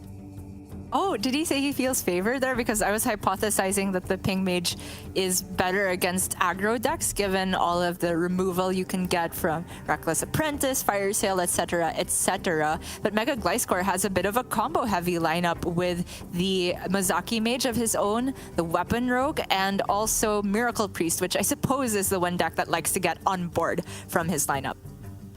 Yeah, I was more talking about in general. He seems to be confident in his lineup, if not so much against MegaGliscor specifically, because you raise a good point. The Ping Mage is really the spicy factor here. The deck that seemed to be the secret sauce for Fled and Superfake last week in Americas and EUGM respectively, being able to hard target control warriors, have a pretty good matchup against the weapon rogues as well, thanks to all that weapon removal slotted in there. But this is a slightly different deck for Alan all over. He doesn't have some of those spicier cards like Ken, BGH, King Muckler, whatever the other nonsense they had in their decks overall. And I think it's probably for the best here. It feels like he's got a more streamlined version here that is less targeted on just doing one thing in particular of taking down the warrior, and just having a decent matchup against the aggro decks, as you said, overall. And honestly, even against the combo decks, I don't hate the idea of it, of just being able to go upgrade your hero power, do a bit of chip damage at the start, and then just going mask, mask, mask, mask, mask. That can just kind of get there. It's true, it's a lot of damage. Mask of Cthulhu also just goes through Cloak of Shadows, and on top of the double Rostrot Viper, this should still be a good matchup into the Weapon Rogue, I hypothesize. But how it matches up into Mozaki and the Miracle Priest still remains to be seen. For now, though, we should talk about Alan's player card, because we talked about how Mighty has sort of a knack for coming from behind. Alan, however, after having a disastrous start to last season, had the 17-1 run at the end. That's just insane. Wouldn't put it past him to be able to completely turn around the 0-2 start that he had this season. I agree. Yeah, Alan, when he hits that streak, that flow state, and finds a lineup that works for him, he just seems to be unstoppable. He just doesn't seem to make mistakes on broadcast, which I know is always cursing a player and will definitely guarantee they mess up something really big on stream. But it just seems to be the case for Alan. He's one of those players that I think is just a level above the majority of the main Hearthstone field of competitive players. Only by a tiny margin, as that's all we're ever talking about in Hearthstone. Like, if you can gain 1 or 2% win rate over your opponents, that's an absolutely monstrous deal. And I think Alan is that caliber of player. MegaGliscor on the other side, though, a player who, given this is his first season of Grandmasters, I'm not, I think, as close to the Japanese Hearthstone scene as you are, so I don't know all too much about him. But what's the talk on the street about MegaGliscor, about how he's been feeling about Grandmasters, how he's been preparing? What can we know about him? Oh, Dark, I'm not that close to them either. I just pretend I am. I wish I was. I'm attempting to learn the language, but they do have just a very sort of insular community, but an active one, where there's so many practice tournaments, both in Battlegrounds and in Standard. And if any player wants to get involved and has the time to do so, there will be avenues for it. And MegaGliscor is one of those players that has just been grinding the local tournament scene as well as Masters tours, and has made a name for himself and gotten the respect of a lot of their community. I don't unfortunately know very much about what style of decks he is known for, but so far, seeing him on stream, he's just been a very calm player, no huge misplays to speak of, and very considered, right? The only real play that stood out so far was finding a very cool lethal with the Fel Barrage, but his lineup, I feel, is just some of the very strongest decks here. And the one thing I can say about the Japanese Hearthstone community, at least in Grandmasters for right now, is that they all really believe in this Rally Priest, almost all. I think Trahison was the only one off of it, but the rest of them really do think that this deck is the way to go for Trio. And it's so interesting to see after the poor performance last week with it from Possessi. I would have to imagine, had a good amount of success with it and testing. Obviously, you know, one series should not dissuade you if you really believe in the power of the deck.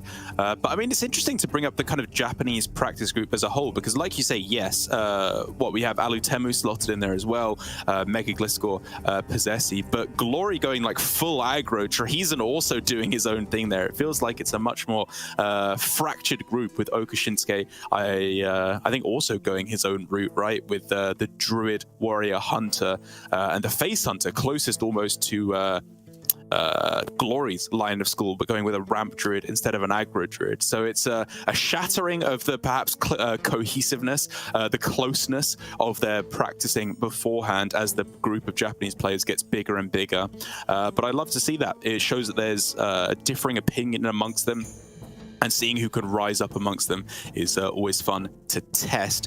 But for the first game of the series, as we were talking about, with the Priest versus the Rogue, do you think that for Alan, his build of Shadow Priest is as favored as I would expect it to be against the Rogue?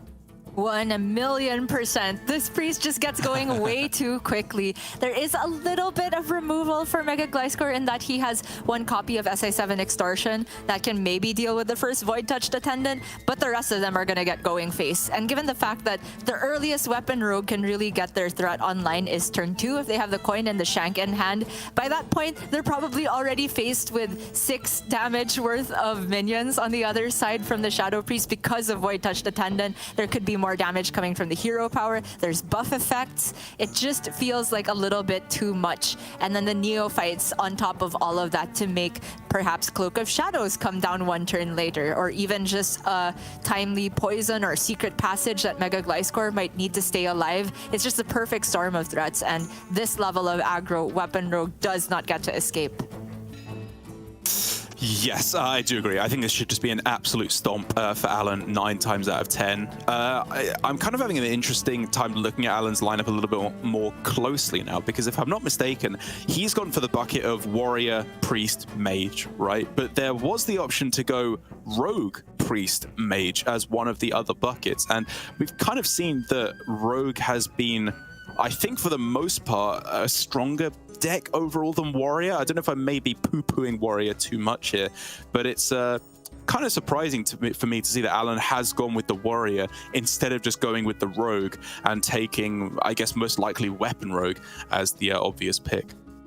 Yeah, that is an interesting one, but I guess with Trio, the fear for players is just having such an easily targetable archetype. As Weapon Rogue, I would classify as something like Control Warrior in the way that if you run 1 or 2 specific cards, a lot of their game plan can fall apart. And we do see that reflected in the fact that Alan's one, like, not so hyper-aggressive deck in the Mage does still have the double Rustrat Viper to try and make the matchup against Weapon Rogue a lot more consistent.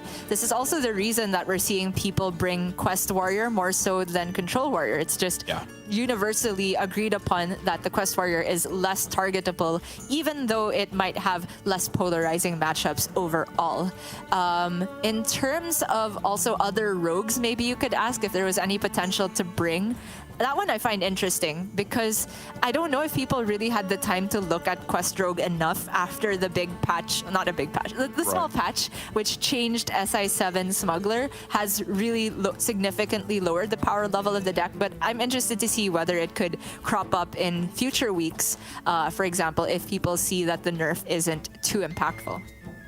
Yeah, I mean, we saw at least one Quest Rogue in Europe. I think Fury Hunter, was still bringing Quest Rogue. I don't think there were any in APAC or Americas, but clearly, you know, at least someone believes in the Quest Rogue. And if it's Fury Hunter, I'm willing to believe in him that he has tested it enough, or at least his instincts are telling him it's still playable. But he is, as you said, the only player to bring Quest Rogue. I guess the teasing that I've had from one build of Quest Rogue in particular is still the Garrote Rogue, actually, weirdly enough. After Casey brought it to the Masters Tour, and I think had a pretty good run overall at the Masters Tour, getting through to top 16, right? I believe, just at the end.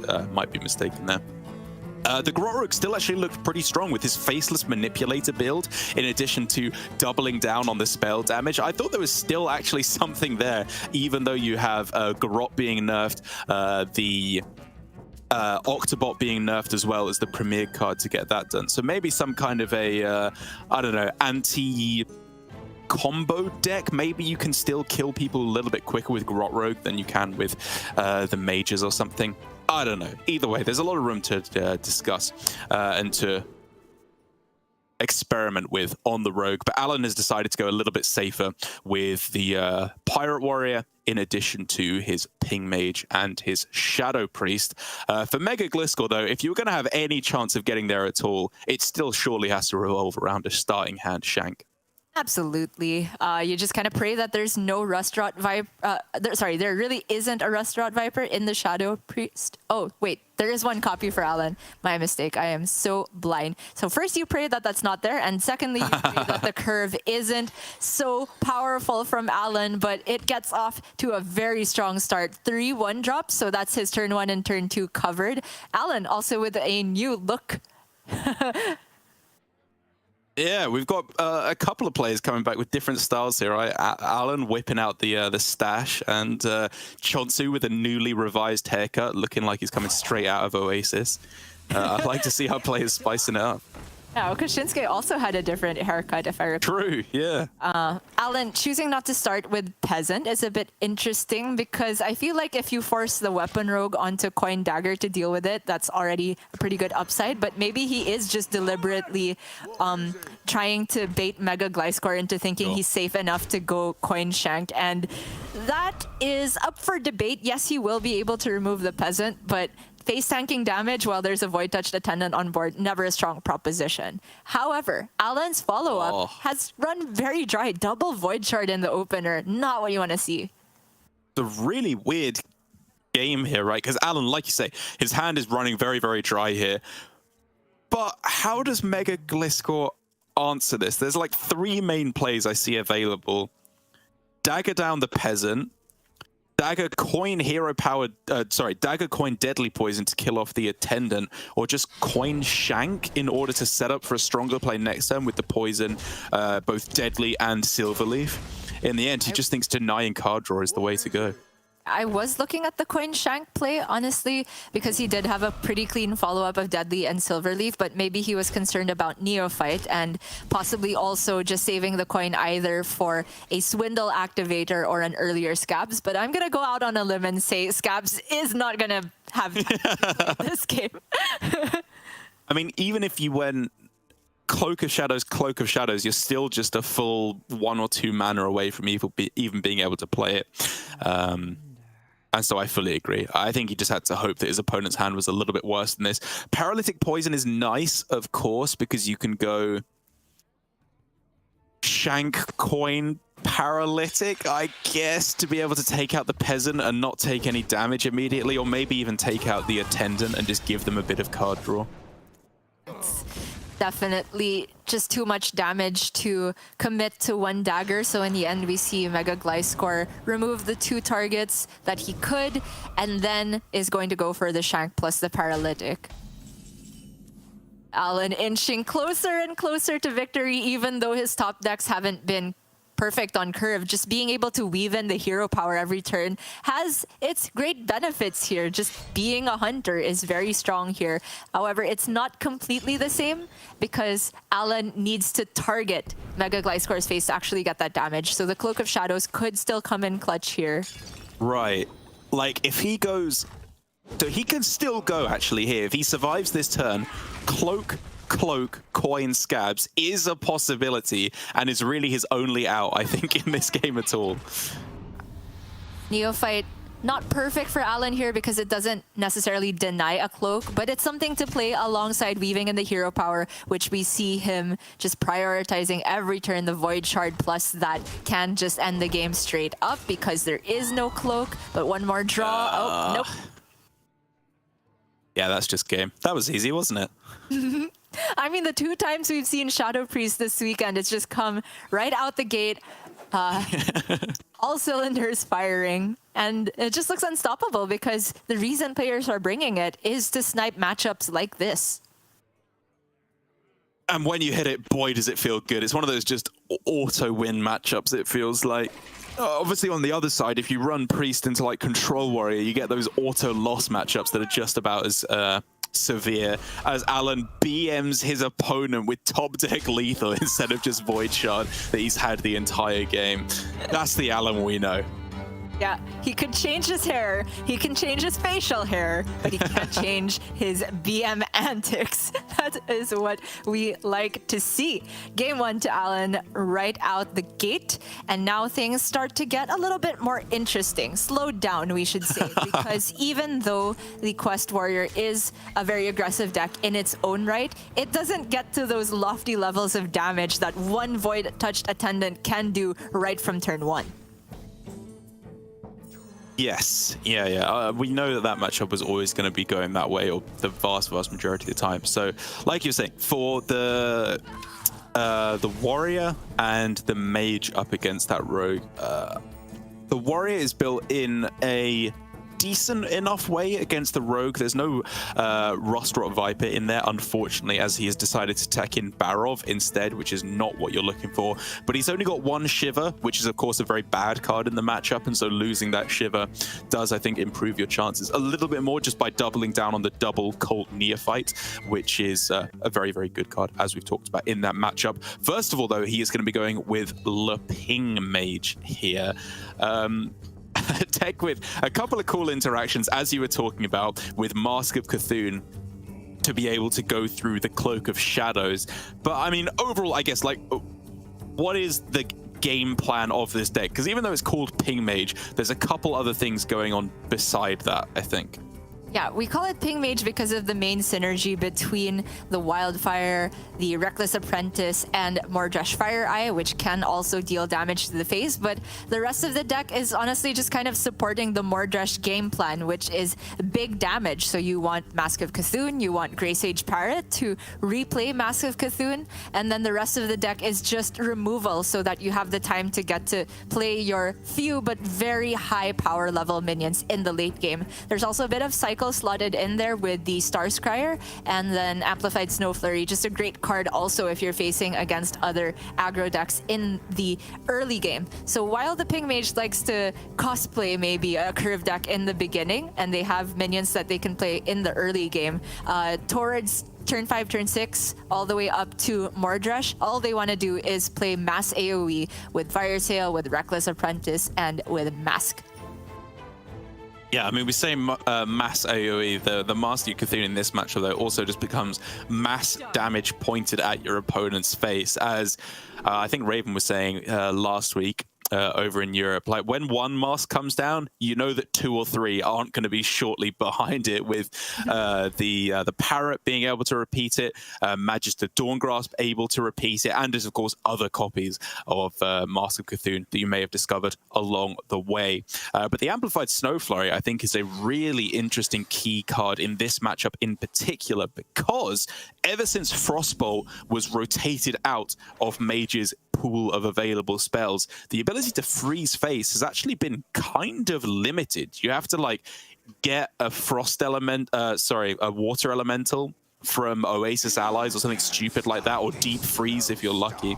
But here you can just go ping face at any point in the game and just stop them hitting you for a turn, which is worth so much. It really is, especially given Alan's mulligan, where he actually got rid of Wildfire, which is, in most other matchups, one of the best cards to have to play on turn 1. But he realizes that the game plan of triggering Mordresh is just never going to happen here, because getting all that damage from the ping generally comes from Reckless Apprentice blowing up boards. Weapon Rogue doesn't play any boards for you to get through. So Alan is more concerned about cycling through to the Mask of Cthulhu and to the Grey Sage Parrot, like we were talking about. And with you say him masquerading as a curve deck, he's doing a pretty good job of it right now with just minion on 1, minion on 2, ping face here I like very much, because it just makes it that little bit harder for the board to be cleared, almost guarantees you an extra 3 chip damage over the next 1 or 2 turns. However, even though he can't swing on this turn, I think MegaGliscor is going to be very happily just shanking up. Yep, pretty clutch pickup, and obviously he's afraid of Rust-Out Viper, but we've been through this a million times. If there's Viper, can you just get away with not playing Shank? And the answer is no, because you have absolutely no other win condition as Weapon Rogue without this damage stacking up and helping you cycle.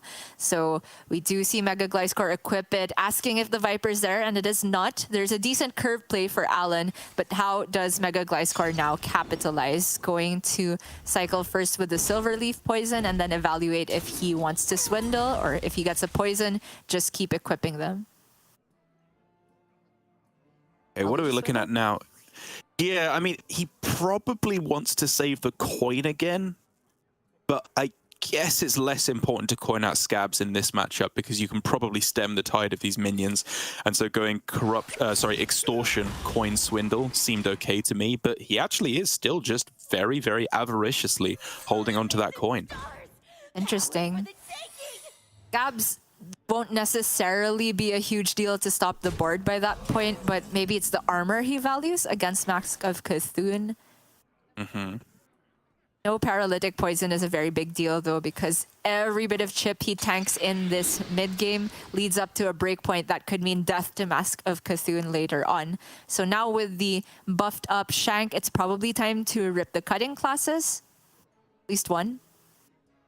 Yep, does feel that way. He could start with Swindle to, like, I don't know, try and find a poison, then go with the cutting classes, but I agree. I think I'd rather just use the cheap card draw and then use any cards I get to help me remove the board.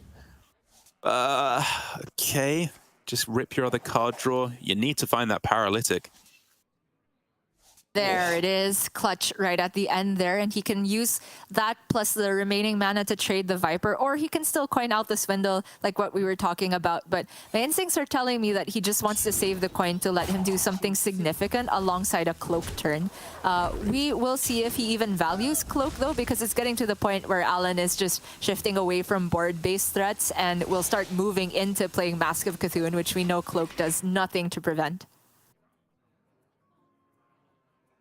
Oh, mass polymorph, not what Alan was looking for here. His board-based plan pretty much grinds to a halt. The only other consideration I could see is, like, brain freeze your own minion at the end of this turn to try and get a spell, but in terms of spells that cost 2 or less, there's basically nothing. Like, it's only second Wildfire you'd be interested in. Yeah, it's true. I mean, there is something to be said for cycling. Just getting another spell in hand technically puts you closer to finding Grey Sage Parrot or Mask of Cthulhu. But actually, because of that Wildfire upgrade to being Shadow Priest again, he just doesn't need more damage. MegaGliscor is already within the breakpoint, and with Scabs unplayable and no way to stop the Mask, that is just the game.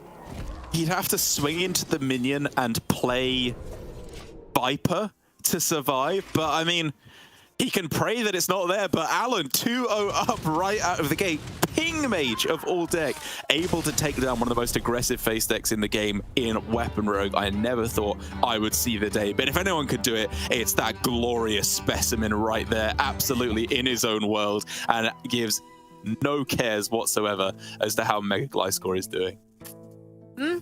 Man, it just seems like the Weapon Rogue has been hard targeted here. When I was looking at Alan's lineup, I was wondering what he was hoping to hit here, but it looks like the mark is absolutely on the Weapon Rogue. Last deck that he needs to beat it with is the Pirate Warrior, which is of course also a very aggressive deck that also has access to armor through the Cargo Guard, something that Weapon Rogue absolutely doesn't want to see. And the cannon charges can also go face. So that is something to be aware of. You can sort of stop cannon charges from Defias Cannoneer still if you have Cloak of Shadows, because the Weapon Rogue will generally not play any minions, so therefore you can't even attack in the first place to trigger the Defias Cannoneer. But the cannons from, of course, the quest progression and the Juggernaut itself can just keep going forward. So I expect MegaGliscor to also be in a bit of trouble here. Yes, I would agree with you. I'm trying to think of what the kinds of draws are that hurt Alan the most, because obviously you can draw all your expensive cards and that's not great, but I don't know, some of the time your pirate curve draws don't get that much damage on the board. Like if you go all in on a captain, for example, and they have the extortion to kill it off, they can happily survive through these early turns and then end up going for the cloak scabs, the very common route to cheese your way out of a game that Weapon Rogue hopes to go for. But all in all, like you say, this just looks like a good matchup and a great starting hand for Alan.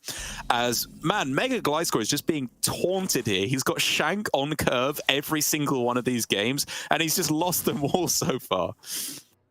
Okay, but this one seems like the most promising, right? Because the Shank, he can immediately prep out a paralytic if he wants to buff it to the range where it can deal with a South Sea Captain. And then he has the most important poison in the Silver Leaf to make sure that he can immediately recoup those resources. And this is the one matchup where he doesn't have to be afraid of a Viper either. He can just have that Shank and rest easy that he's not going to be frozen with it. It's not going to be destroyed. He just has to leverage it in a way that he doesn't take too much damage before he can start swinging face. Man, Alan was really considering just skipping the quest altogether there. He was holding on that for a long time, fiddling with the coin there. As I have to be honest, I was right there with him. Being able to go 2-2 captain into a Sword Eater that potentially comes down as a 3-6 instead of a 2-5, it really was tempting. Honestly, that's a very good... I didn't even consider it here, but yeah, you could bring up the point that you don't necessarily even need Captain Rakara to close out the game, but I think there's still a lot to be said for the value of the 4 damage going face even through a Cloak of Shadow. So even though it slows down the early curve, I think sticking with the quest is the way to go. Coins out the Sword Eater and just starts swanging face. The Cannoneer next turn is a gorgeous way to ramp up that damage, and with the Taunt in the way, it could make it very, very difficult for MegaGliscor to answer. But with the Deadly Poison, Silverleaf Poison, Paralytic Poison number 2 as well, if he even needs it, nothing is surviving this onslaught. Nothing. Yep, just loads up all the poisons because, like we said, no chance that the weapon is disrupted. But MegaGliscor still needs a bit more to make this work. Granted, the vast majority of his deck is very useful cards right now. Secret Passages, another Silverleaf Poison, Swindle, and the cutting classes. The cycle makes up, tons of his top decks. So it's already looking a bit dicey for Alan, but he can fight back with, say, a Defias Cannoneer even. I know it's off curve, but it's the type of minion that pushes a lot of pressure and maybe forces MegaGliscor off of the face game plan. But in the end, Alan sticks to the curve.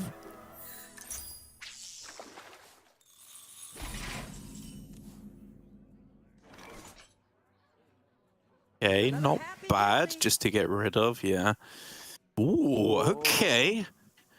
Man, this hand is like perfect for MegaGliscor. Yep, prep Swindle or Sinister Strike. Swindle is what he's considering here. I kind of favor the prep. Oh, okay, swinging first. Question is now, what would he do with the 4 mana left over? And honestly, the answer is likely just shipping any spare burn spells he has face. I think the main thing is I'd actually just rather save the Sinister Strike here for if I get Guild Trader back, which there's a reasonable chance you do. And with 1 Swindle and then a second one, there's obviously an even bigger chance. And here we go, just an extra poison for even more card draw. The Rustdrop Viper, honestly, I think I still like trading back. I just don't even think you need to bother destroying anything. I agree. Okay, doesn't mean that he won't trade it, but he values right now the immediate damage from the Sinister Strike. There's a lot of panouts where you don't even need to spend the 1 mana on the trade of the Viper. Like if he gets cutting classes, he has enough things to do anyway. For Alan now though, Privateer, pretty good. I think so, yeah.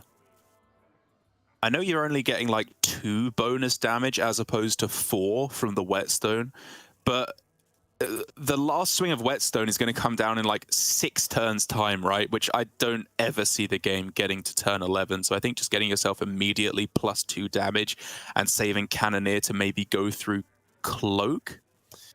But I guess at the same time, if there's Cloak in play, you probably can't swing, can you? Exactly. So the consideration here is not between Whetstone or buffing this weapon. It's between playing Ratchet Privateer or Defias Cannoneer. And the more I look at it, this might be one of the last windows to actually get the Cannoneer damage through. So I respect the line from Alan.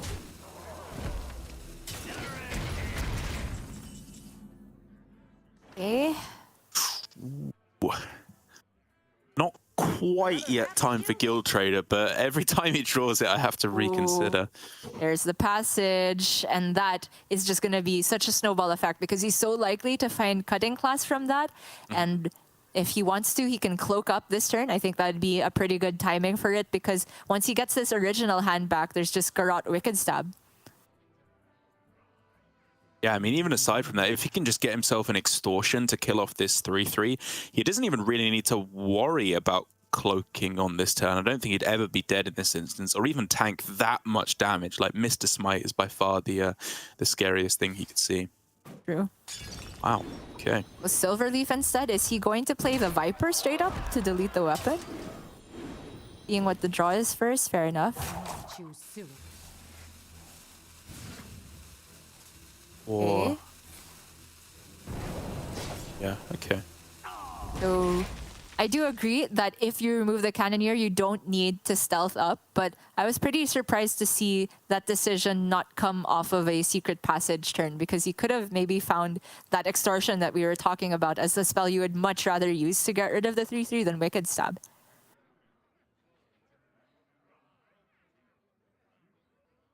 So double captain on this turn is tempting just to immediately get the attack buff and go face. Cult Neophyte is also something I'm looking at pretty heavily, though, going into turn 7, because obviously turn 8, you're expecting scabs. Whereas on this turn, I feel like it's going to disrupt them the most. Like, they can't go for a bunch of spells plus Cloak of Shadows or Secret Passage stuff plus Shadows. Like, it just really limits their ability to play defensively. Definitely a close call. But I think I still favor the South Sea Captain. Getting damage wherever you can might be a relevant breakpoint, right? Just to have Rakara cannons deal the rest. But Alan agrees with you. Neophyte is going to come down and make MegaGliscor's life just a little bit more awkward. Oh, it's not a big deal at all, is it? It's just poison and cloak. It's such a good draw.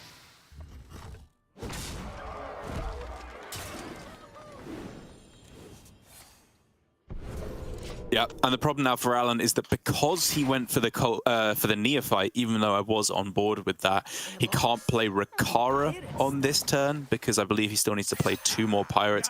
Cargo Guard is a fantastic top deck, however, as it's really his only shot of staying alive at all.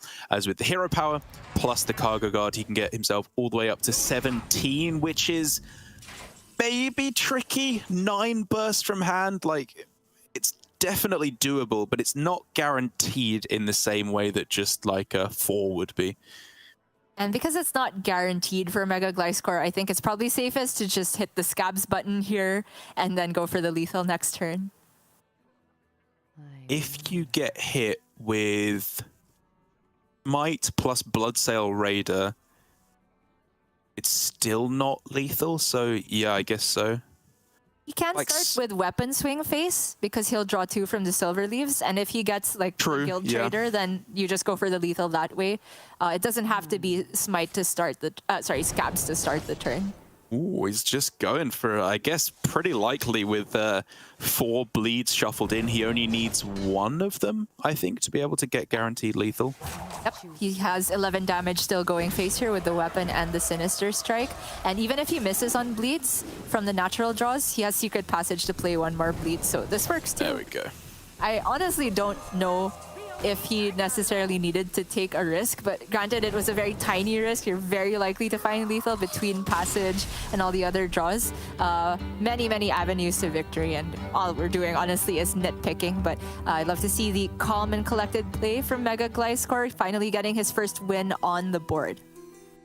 Yeah, I think honestly at the end there for MegaGliscor, it was more likely that Alan has Mr. Smite, Bloodsail Raider plus the 1-drop in hand for like exact lethal, then he misses on lethal with that play. It was just so likely, with a lot of his deck still being damaged at the end, like the Guild Trader's lethal, a single bleed, a Wicked Stab, basically everything with the passage. I think it was guaranteed. And so there we have it. Game 3 going to MegaGliscor. We're going the distance today with both of our series, starting off with 2-0 starts, but it going all the way down to the wire last time, and we'll have to see if it's a repeat this time. It's the Priest now for MegaGliscor up against Alan's Warrior once again, and it is of course that slightly spicy version of the Priest with the Sethic Veilweavers slotted in there as well.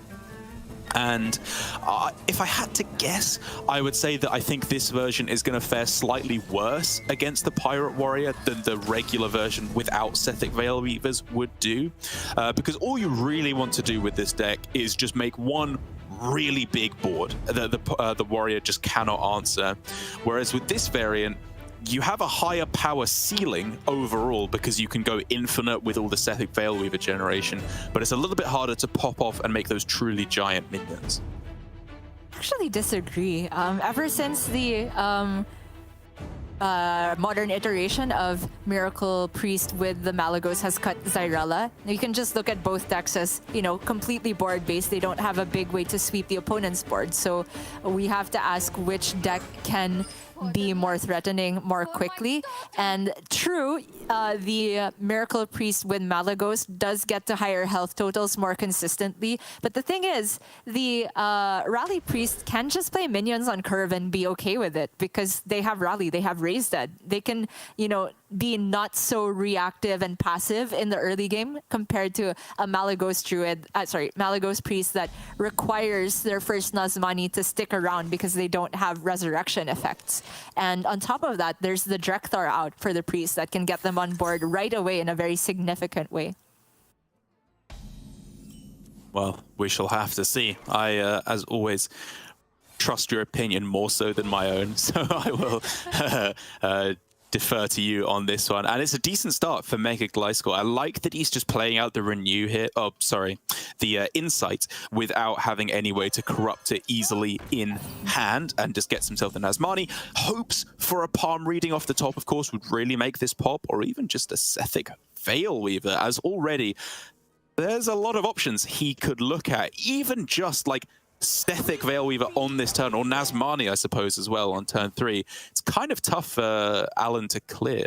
Exactly. Just the fact that this version of Priest is okay with playing Nazmani on curve. The 5 health isn't the easiest thing in the world. Shiver Their Timbers, of course, very clutch, but it's still not a disaster for MegaGliscor, right? He can get the Nazmani back with the Raise Dead. Yes, he is falling behind because there was that quick of an answer, but he still has a way to put the combo together. I don't think it's going to be Raise Dead this turn because the Sethic plus Power Word Feast actually puts a pretty decently statted minion to challenge these two on board right now, and then maybe the Raise Dead can get 2 minions back later on.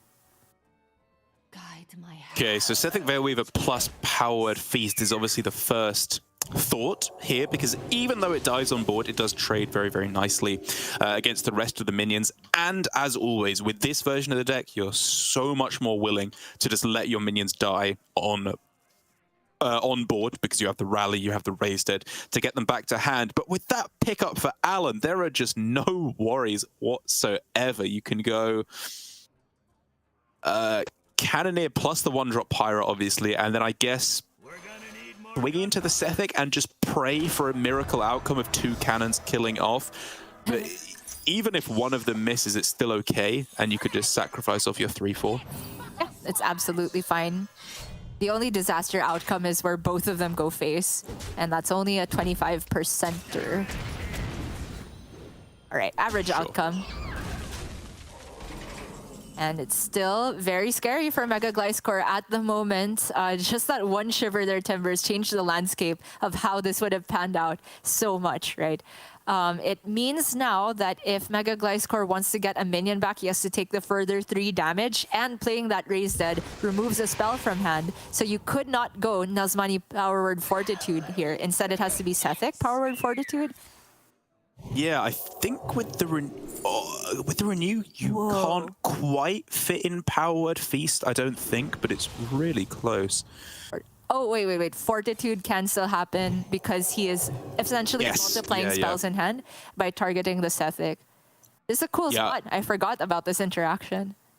I was wondering if you could go Power Word Feast and the Power Word Fortitude, sorry, but he was just short of being able to do so. But still, like you said, gets himself a full hand, plenty of cards, healing, gorgeous with a Desperate Prayer as well. Focus spell and Fortitude still playable here, actually. Even though you have to give health to the Cannoneer, I think the damage is still much more threatening.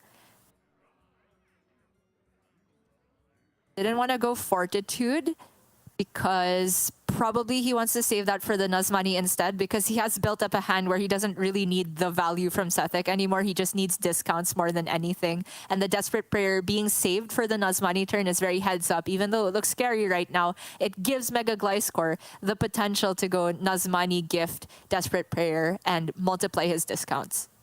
Oh, it's so annoying. It's just one of those situations where you want the Sethic to just stick on board. Like, I know it's not going to, obviously, and they're going to clear it off. But I guess with the Insight, if you have the 1 in 3 to hit Sethic Veilweaver, that would really make this hand pop off. With the Power Word Fortitude, again, still being a little bit of an awkward spot when you don't have a Sethic in play. But the Cannoneer is still just a gorgeous top deck for Alan, right? Yeah, I mean, even though MegaGliscor has access to the big pop-off next turn, it has to also clear the board because there is just going to be too much pressure coming back the other way. Alan deciding to take a value trade with his highest health minion, playing around Shadow Word Devourer, multiple copies a little bit better, generated Holy Novas, generated Condemns. You have to play against and around the entire Priest pool of spells against this version, so it's really tough to choose like how you distribute your minion stats. But here we go, Nazmani into Power Word Fortitude. Think that has to be the way to start the turn. Yeah, Nazmani, Fortitude, Palm is kind of risky because you don't have any 1 costs in hand, and the discounts could go terribly wrong. I think it starts Gift after the Fortitude, but I'm not sure. This needs to work. Like, he only has 2 more rolls on free spells right now, unless one of the further discounts hits the Power Word Feast. However, now, Palm Reading does put Power Word Feast guaranteed to 0, so that's another thing you can get, but it doesn't have the Gift of Luminance guaranteed to 0. So there's so many ways you could argue about this order. I honestly could not give you an answer about the best way to do it, but we can see that the train has stopped here because MegaGliscor did not discount any further spells to 0, and that's going to be the series to Alan. That's right. That's going to be it all said and done. That green button on the right told us everything we needed to know before MegaGliscor even threw down the well played. And Alan, man, that lineup just looking absolutely monstrous. I know that it was against MegaGliscor's slightly different lineup compared to most of the field because he's gone Priest, Rogue, Mage as opposed to Druid, Warrior, Hunter as most of the other players have gone. But in that matchup in particular, Alan just looked absolutely unstoppable. Freest wins in the world against the Weapon Rogue the first 2 games. And honestly, it was only MegaGliscor getting like the card for card perfect hand that even kept him in it against the Pirate Warrior in game 3. Yeah, a lot of it came together outside of maybe exactly Drekthar, but the plan does fall short if they have the Shiver Their Timbers, the first and most efficient answer to the Nazmani, because I feel that this matchup only really has some game for the Rally Priest, given the fact that Quest Warrior has to spend their turn 1 playing Quest most of the time. So if you end up with the coin, you can be the first one to get on board with an early Sethic and then just try and buff that up. But the way this panned out was the Nazmani did hit the board relatively soon, but Alan had the perfect answer and completely capitalized. It's just very, very clean play. On top of, admittedly, what I think is helping Alan the most is just very good lineup building. We can't stress enough, and we can't just like forget about the value of the clean plays that he's been doing so far. I feel like even though the decisions have been relatively straightforward, it just seemed like he knew the iterations of this matchup inside and out. He's done the reps and he knows what to do. That's why it's just happened so quickly. And that's what we love to see from Alan. That's when he hits that I don't know, that invincibility star that just makes him feel absolutely untouchable when he hits that level of play. And so I think for Mighty tomorrow, he's definitely got his work cut out for him. I'm excited to kind of jump in and see how or just take a look at how the matchups line up, because I think for Alan, that's going to be a very, very different kettle of fish entirely. But for match 3, which is going to be our next match of the day, it is for me the absolute highlight, I've got to say. As much as I love seeing Alan and Mighty win, Alutemu versus Glory is just an absolute banger of a match. A former world champion in Glory against the other original Japanese Grandmaster in Alutemu, the only two who have been here since the start. And they've just been on an absolute tear. Alutemu had a bit of a rough week in week 1, and Glory didn't fare much better. So for both players, while it is friend versus friend, practice partner versus practice partner, it is no holds barred, because they both absolutely need those points to qualify through to the playoffs. And so the bloodthirsty half of me is very excited to see how that one goes down after this break.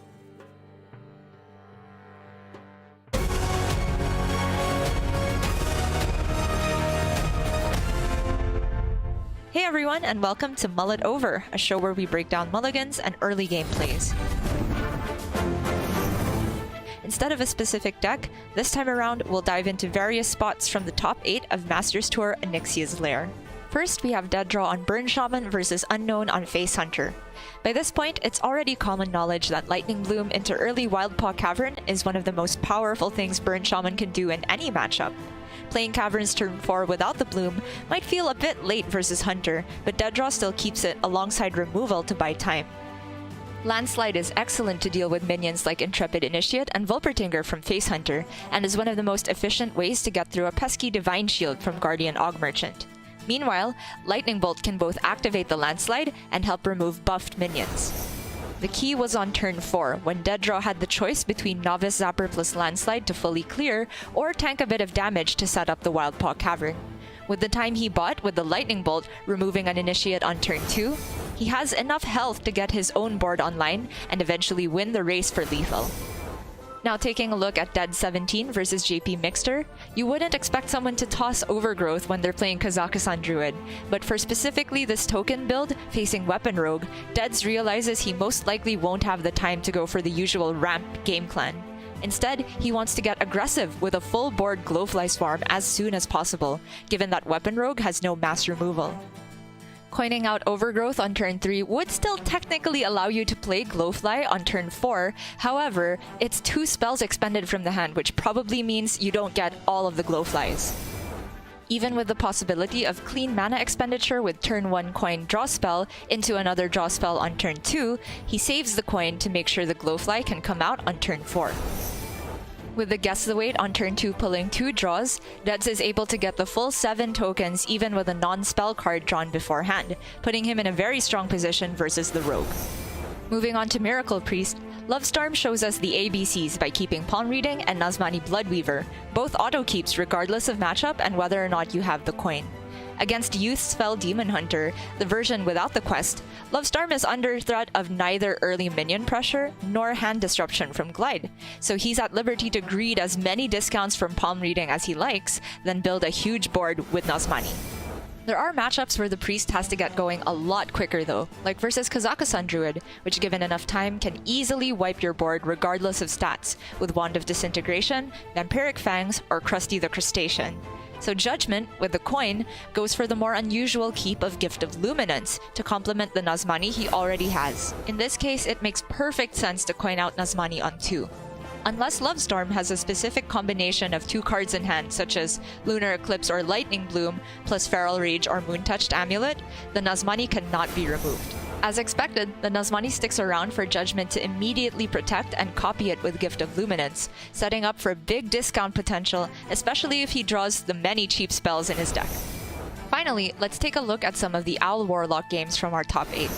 The most common keeps for this deck regardless of matchup are Ruined Mithril Rod and Tour Guide, and in the case of Tour Guide, it's most often played on turn 1 for an immediate life tap, followed up by another tap on turn 2.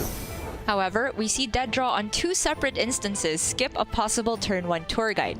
The first was versus Unknown's Shadow Priest, where because Unknown had played a frazzled freshman that could easily challenge the tour guide, Deadrock keeps it in hand as a guaranteed target for Grimoire of Sacrifice later on. If Unknown's turn 1 play had been Peasant, however, tour guide turn 1 to challenge it would have made a lot more sense. Deadraw's patience pays off on turn 3, where the tour guide plus Mortal Coil and Grimoire allows him to clear most of Unknown's pressure, while still maintaining the coin in hand.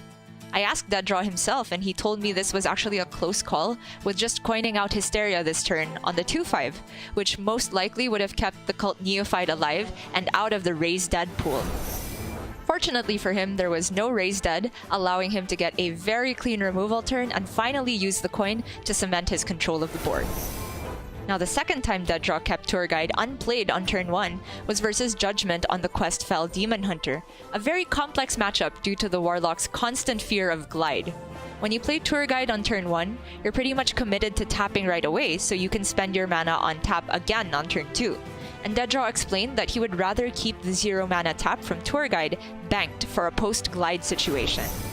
With this line, he was likely planning to tap and then play Tour Guide on turn 3, but with the draw of School Spirits, he prioritizes removing that card from his hand, as he would rather draw Tour Guide back in case the Glide was coming. By turn 4, he finally finds Runed Mithril Rod, and with his turn 5 set in stone, he finally plays Tour Guide and Touch of the Nathrism while a target is guaranteed.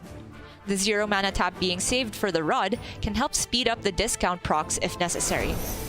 Youth on his Owl Warlock also shows the power of keeping Dreadlich Tamsin, the perfect follow-up to Runed Mithril Rod on turn 5 as long as you have the hand space. Even against the non-Glowfly version of Kazakusan Druid, the Tamsin hero card has clear potential against Scale of Onyxia and Locusts, just as Youth demonstrates for a very clean turn 6. And that's all for this episode. Thanks for tuning in, and I'll catch you after the next Masters Tour.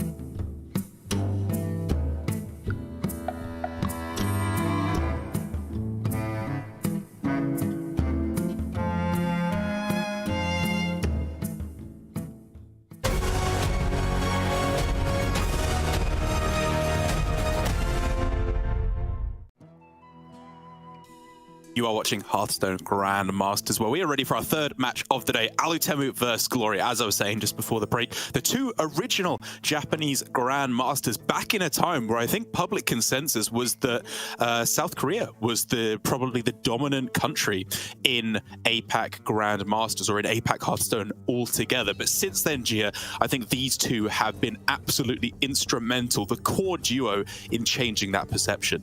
That's right. They were here since the beginning. Even though the Japanese Hearthstone client, if I'm not mistaken, was first released a couple of years after the rest of the world, they have very much just been there from the get-go and taken the Hearthstone scene by storm. And that very same weekend that Possessi won the World Championship and Glory was right there with him in the finals, we had Alutemu join a tournament held by Tice, also just where we had a lot of top players playing, and then Alutemu won that as well. The three of them just seem like the original trio, not let alone this format, right? But we do have two different buckets that they are ascribing to for now. Alutemu rocking that Rally Priest that a lot of our other Japanese players also believe in. But Glory has opted for the more conventional bucket of the APAC region. However, the decks he's chosen for the Druid, Hunter, and Warrior class selection are very much more aggressive than most other people. Yeah, I believe unique in his deck selections this week, in APAC at least, if not, I think, in the entirety of Grandmasters, where, as you said, he's got that Beast Druid, the Pirate Warrior, and the Face Hunter as well, which in these kind of matchups in Conquest where you have a counter lineup, if you want to look at it that way, or a deck that has a good matchup against the other, the unfavored matchup, I feel like the unfavored side is like the sword, and the favored matchup is like the shield, where they have a series of decks, all of which have to be good against aggro. If they have one weak spot, it can all fall apart. And we saw that very clearly with Shaxi against Glory, which was played out yesterday, where Shaxi had, for the most part, a really strong anti-aggro lineup. He had that Control Warrior in there. He had that Control Priest, the Kazakhstan Priest in there as well. And it was just his Mizaki Mage that let him down and lost 3 times, I believe. And for Alutemu here, he's gone for a very similar strategy to Shaxi, where he's got that Priest, he's got that Warrior. The difference is that instead of Mage, he has this Shaman, the Burn Shaman, that most players have deviated away from. But I think for Alutemu might be the difference maker in this series when compared to Shaxi against Glory, for Alutemu here against Glory, because this Burn Shaman for me is just such a potent board-based deck and can simply just be a little bit more efficient than a lot of the other board-based aggro decks. Yes, it's true, especially against aggro Druid. Snowfall Guardian just solos that matchup, and then you have the landslides to contend with, so it's going to be really difficult for Glory to get a win past that Burn Shaman. I feel that if I were Glory here, I'd already be going in with the mindset that if the Shaman gets a win at some point, that's okay, I expect it, and perhaps he's going to try and bully the Rally Priest instead, because just as we saw Alan demonstrate versus MegaGliscor a while ago, the Rally Priest, even though it does have the capability of playing minions on curve compared to Malagos Miracle Priest, it still does it a little bit slower than a lot of these aggro decks, and they don't actually have all the healing in the world if they don't have their combo together so quickly, right? So there is still room for Face Hunter, aggro Druid, and Quest Warrior to get the job done. Over here we can see Glory's player card. Of course, he has one of the best ever win rates in Grandmasters. I think it's slightly lower than Possessi's, but he does have a larger sample size, and you can't get to the World Championship without having a win rate like that, so it's no surprise to see. But it's no secret that yesterday Glory was very much off form. I'm hoping that he can clean it up today as he enters the matchup that you and I have most been looking forward to. Yeah, it's a new day. He can get his head back in the game, and hopefully he'll have been grinding a little bit. I always seem to see Glory as one of the few Grandmasters I have left on my friends list, just constantly grinding away on ladder. He's such a workhorse in getting these reps in with the games, which is something I have a huge amount of respect for, of course.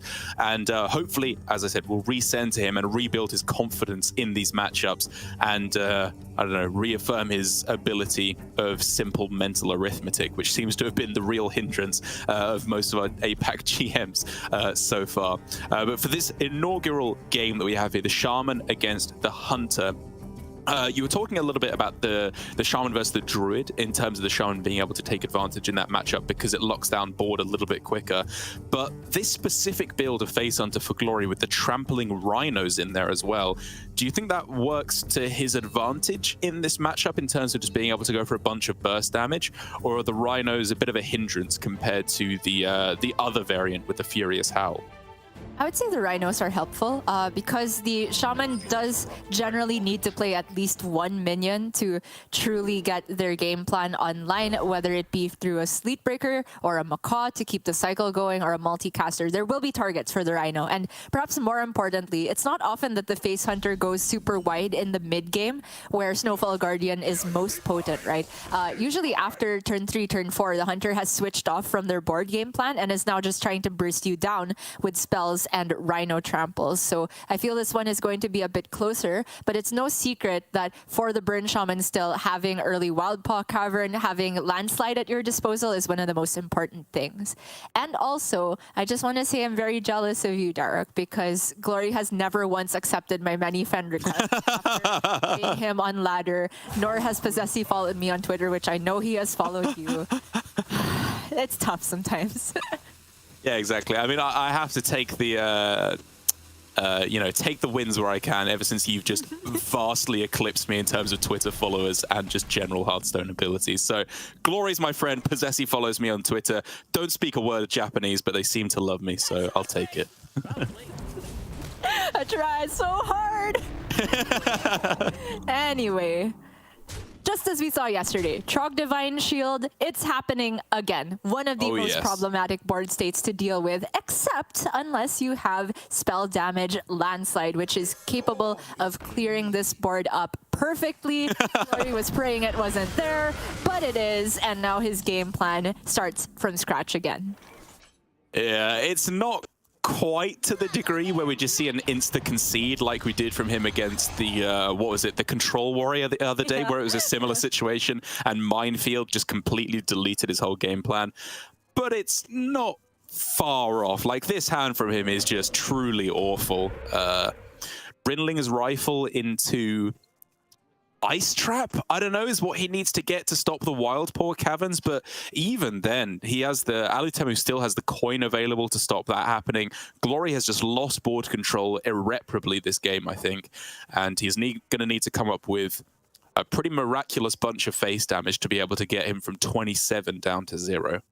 The only thing that's kept him hanging by a thread was that Neophyte top deck, which stopped Alutemu from just coining Wildpaw before Rinling ever even got equipped and would have just sealed the game on the spot. For Glory here, he can at least get both swings face before any freeze effects hit the board, and he's probably looking for explosive since he's just completely ignoring the Novice Zapper here. And if you're looking for explosive but don't find it, the first rule is to snap pick. So maybe he wasn't looking for explosive, but I honestly feel that he just needs a way to get this Zapper off the board.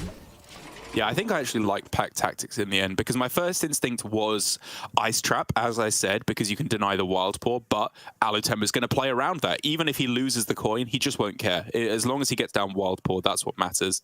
And so then you're thinking about how can I protect this Neophyte? Because if they do just go Wildpaw on this turn and then attack into the Neophyte, you're going to get a 3-3 here, which can then go face. So with this kind of clever levels of like bluffing and what you would usually go for, what you end up going for, I think he's found himself a way to quite likely sneak in 3 extra damage face, which I like a lot.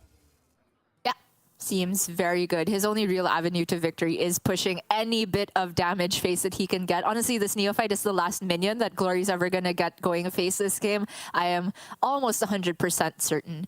Anyway, Alutemu here with the coin test now knows it's not Ice Trap, so now he's testing for Freezing, Snake, and Pack Tactics all at once with the Novice Zapper into the Neophyte. Even if the Zapper gets returned to hand or destroyed, he doesn't really need the spell damage at this point. Oh, but he starts with 1-1 face? I feel like... Yeah.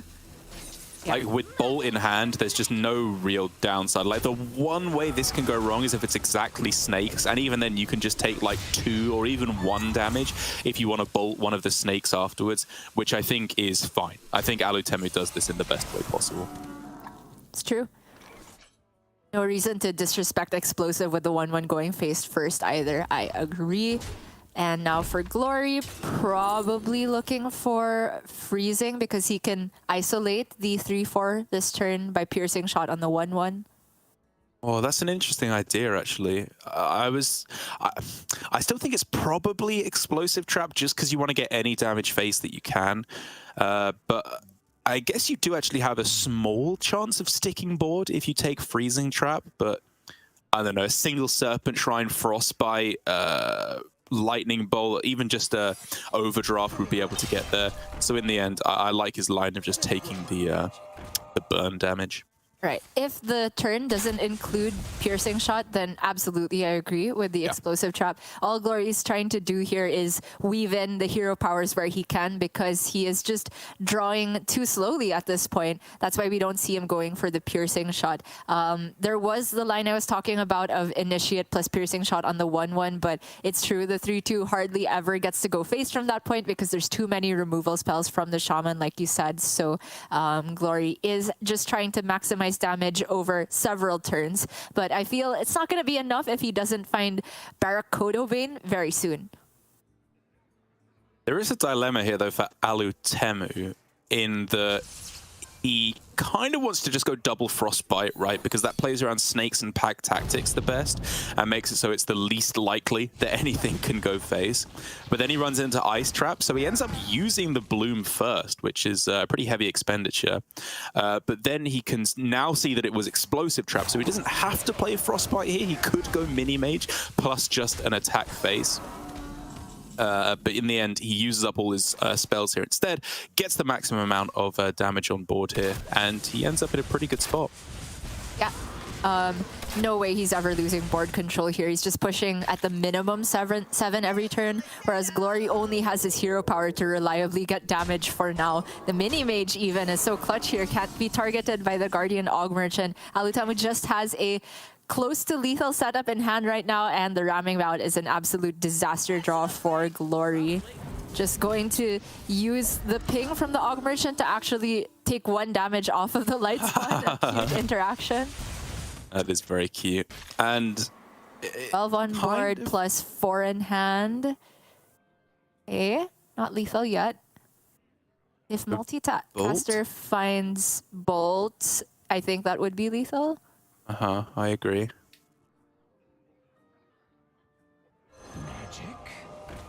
If it finds Overdraft, that's not quite enough. If it finds Bloom Overdraft, would that be enough? Oh, it's close, isn't it? Last battle cry was... Oh, well, multicaster, yeah, he's just played it. Yeah, sorry, I'm stupid. And so because it's not lethal, Alutemu wants to remove the Guardian Og Merchant in one way or another. It has a ram underneath it. I think the only thing he should be wary of is exposing the 3-1 because that makes piercing shot or quick shot into piercing shot and out. So if he attacks with the mini mage, I think it would be to trade into the 2-2. And if you're gonna do that, you can probably commit some of these damage spells face before you get rid of it. But it looks like he will just leave the 3-1 stealth. Okay, Lance. Yeah, I think it's... Oh, no, sorry. I was going to say slight misordering because he didn't get the honorable kill. The spell damage prohibited him from getting the honorable kill anyway. Not going to matter in the end as Glory draws completely dead off the top. And Alutemu with a gorgeous start with that Burn Shaman shows us exactly why it's such a strong anti-aggro deck. Keeping the Novice Sapper plus the Landslide in his opening hand guaranteed him an early board clear. And I think even though Glory correctly went all in on that early board and just prayed it wasn't there, it was there, and he lost the game. Yeah, it's one of the reasons why we say Burn Shaman is just so consistent at beating other board-based decks. That is, however, a win that we talked about at the beginning that Glory shouldn't be too upset to see Alutemu take. I think Glory can easily expect that Burn Shaman gets a free win against his lineup at some point. It's really this Priest that I see as the potential deck that Glory can try to prey upon. The Quest Warrior, you can make arguments for... Sorry, oh, it's not Quest Warrior, it's Control Warrior. Yeah, he's not getting through that one either. Yeah, that one is going to be a tough one. Glory has matched lined up his Druid here, but Alutemu still seems to be thinking it through as to what he could go for. Now that he's won with the Shaman, he has the Priest and the Warrior left over. The Priest, I think, should still be in... it's going to be a close one. I guess against the aggro druid, the priest would probably be in a bit of a tough spot just because they play a little bit too quickly on board, and you're going to be unlikely to actually be able to stick a Veil Weaver or a Blood Weaver for a single turn. But if you can, that one could be a very winnable matchup, I think, for Alutemu.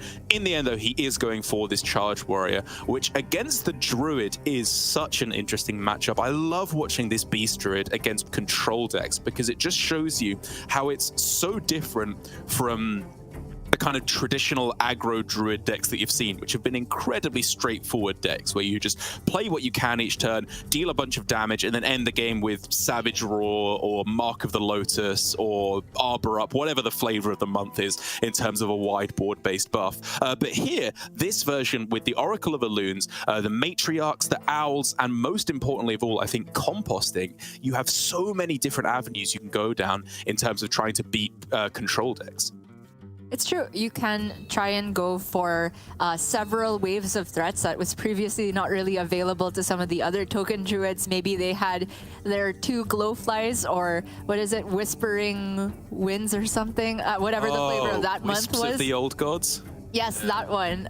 There's just many ways historically that Druid has been able to build these tokeny boards. And all the way at the beginning, it was Violet Teacher. Oh, the good times, Derek. But the point still stands that when it comes to this iteration of Beast Druid in particular, you have a bit more redundancy because of the draw engine of composting and Moonlit Guidance, allowing you access to an additional Oracle of Elune, for example, or an additional Umbral Owl, more likely, because that one's going to cost 0 and it's very easy to play for an additional copy. That being said, the Warrior, I feel, still has enough removal to get through all the waves that Druid can put forth.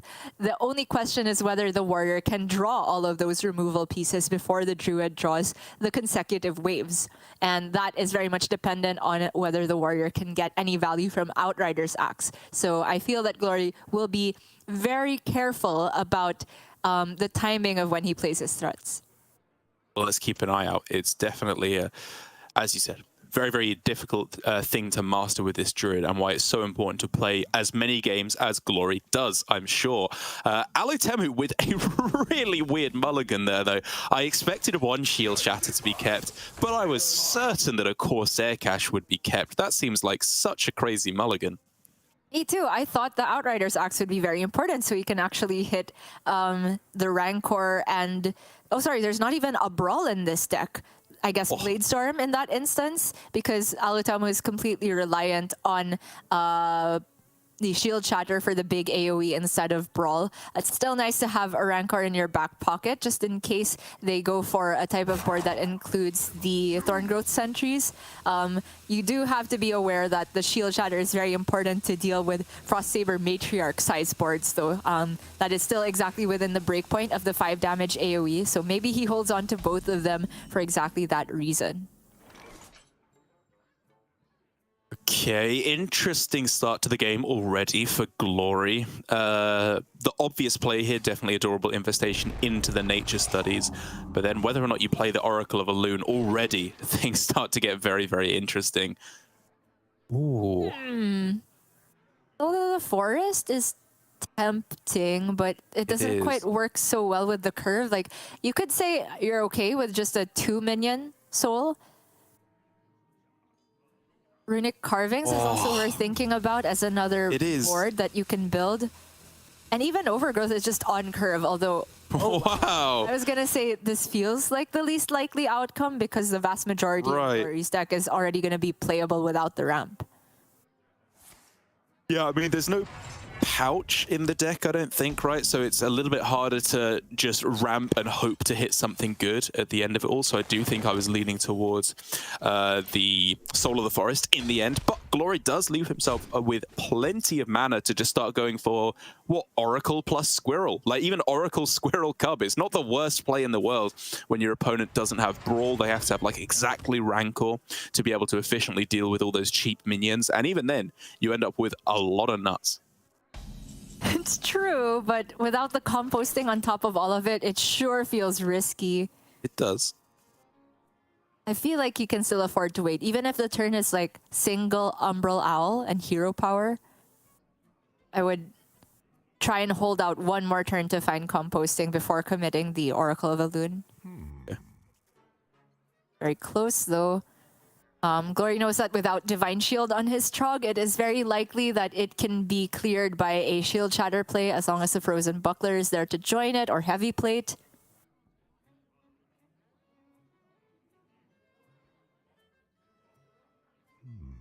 I wonder. Taking his time, we could see him go for the Love Storm approach. Granted, Love Storm was not on Aggro Druid. He was instead on Miracle Priest, where you do just commit everything and make them have the AoE at the earliest possible juncture, which is, in theory, the least likely time that they're going to have it. And he does go for more resources here. It's not completely all in, because he still holds on to the Owl, but that's -1 Oracle of Elune, which is definitely a card that you would rather have to go alongside Owl. Hopefully, the Acorns that he shuffles will make this worth it. Okay, so already there is a guaranteed clear with Bladestorm, Coin, Minefield. It's expensive, don't get me wrong, because that coin in this hand is absolute gold dust. It doesn't work though because of the Trogs you multiply, right? You'd have to coin. Oh, of course. Sorry. Yeah. Okay. So that doesn't work. So new game plan, just chill until Rakara or until you draw Heavy Play. Yeah, it could be a singular Minefield to get rid of the 2/1s. Most likely. Okay, misses on the 1/1, which is a bit unfortunate, but Alutemu did have to remove some damage to play around Arbor Up and just dying to that though. Man, it's crazy. I've been talking as if Alutemu already had the armor game. He kept double Shield Shatter but didn't have a Heavy Plate to go alongside it, which made this look very, very weird indeed. Really does. And that means that there's obviously time for Glory to start capitalizing on this, which should come in the form of, +1 attack, push everything face. It's a little annoying with the Frost Saber Matriarch because you can't quite get yourself in a situation where it's playable, either in terms of board space or mana cost, for it to be doubled, on this turn by the Oracle of Elune. But it might just be decent as a singular minion on the board. I feel that based on Alutemu's play, Glory can have a pretty solid read on there not being either Shield Shatter or no activator for Shield Shatter. So doubling down on the damage feels like a pretty good idea here. Doesn't go for it though. Oh, that buckler is so clutch. That is just absolutely huge. Glory's going to be ecstatic that he did hold back in this instance, whether or not it was correct, being purely results-oriented, as I love to do. The board is cleared, Alutemu gains 1,000,000 armor, and things are right back to square one for Glory, because as much as I can prattle on about there being options with composting, you can gain a bunch of cards whilst developing tempo, until you actually hit those cards, you're left pretty high and dry, because this hand right now is looking very, very flimsy. And at least leverage the Morsel Cub to discount the Matriarch enough that it does get the multiplication, but we do see here that Alutemu, with the second Shield Shatter and finally the ability to coin out Rakara, is going to make quick work of this and draw the insta-concede. I think that's a very reasonable spot for Glory to go for that. It was really 2 turns prior to this that was interesting for Glory. I think that the overall decision to hold back on the Matriarch, looking at it again, made sense because he was trying to sort of milk value from the Trogs that he had on board. 2 of them, right? So if there had been an additional spell played, there actually wasn't enough space to get all of the copies. He's trying to make the best of the resources he had, but sadly it was not enough here. Oh! Oh. Oh, it's not the insta-concede. Okay. He's sticking it out. Oh, I mean, without any oracles even left in the deck, like, it has to be nuts into composting. Like, it's such a specific hand, and obviously Alutemu doing exactly the right thing of just smacking him in the head. There's the concede. No nuts for Glory, but Alutemu getting 2-0 up. Glory's just in really big trouble with his aggro lineup now. Yeah, that being said, though, these were the two decks that we expected Alutemu to get pretty much a free win with at some point. They are just so starkly polarized, these matchups, into board-based aggro decks. Glory very much hoping that he would run into lineups closer to MegaGliscors that had Weapon Rogue, even Mozaki Mage to a certain extent. However, there is still a chance into this Rally Priest, which, even though it does have the potential to play minions on curve, will generally be a little bit less efficient about it compared to Glory's decks. It's really just about whether Glory can be so ahead on board that by the time he sees the first Sethic or first Nazmani, can you remove it instantly? If yes, then you're generally in a good spot because you can take a value trade and continue developing, and the Priest just doesn't have that many ways to answer minions outside of Holy Smite. But if you don't remove a Nazmani or a Blood or a Sethic, suddenly they're playing Powered Feast, Powered Fortitude on it, taking value trades, healing it back up, and regenerating their own value.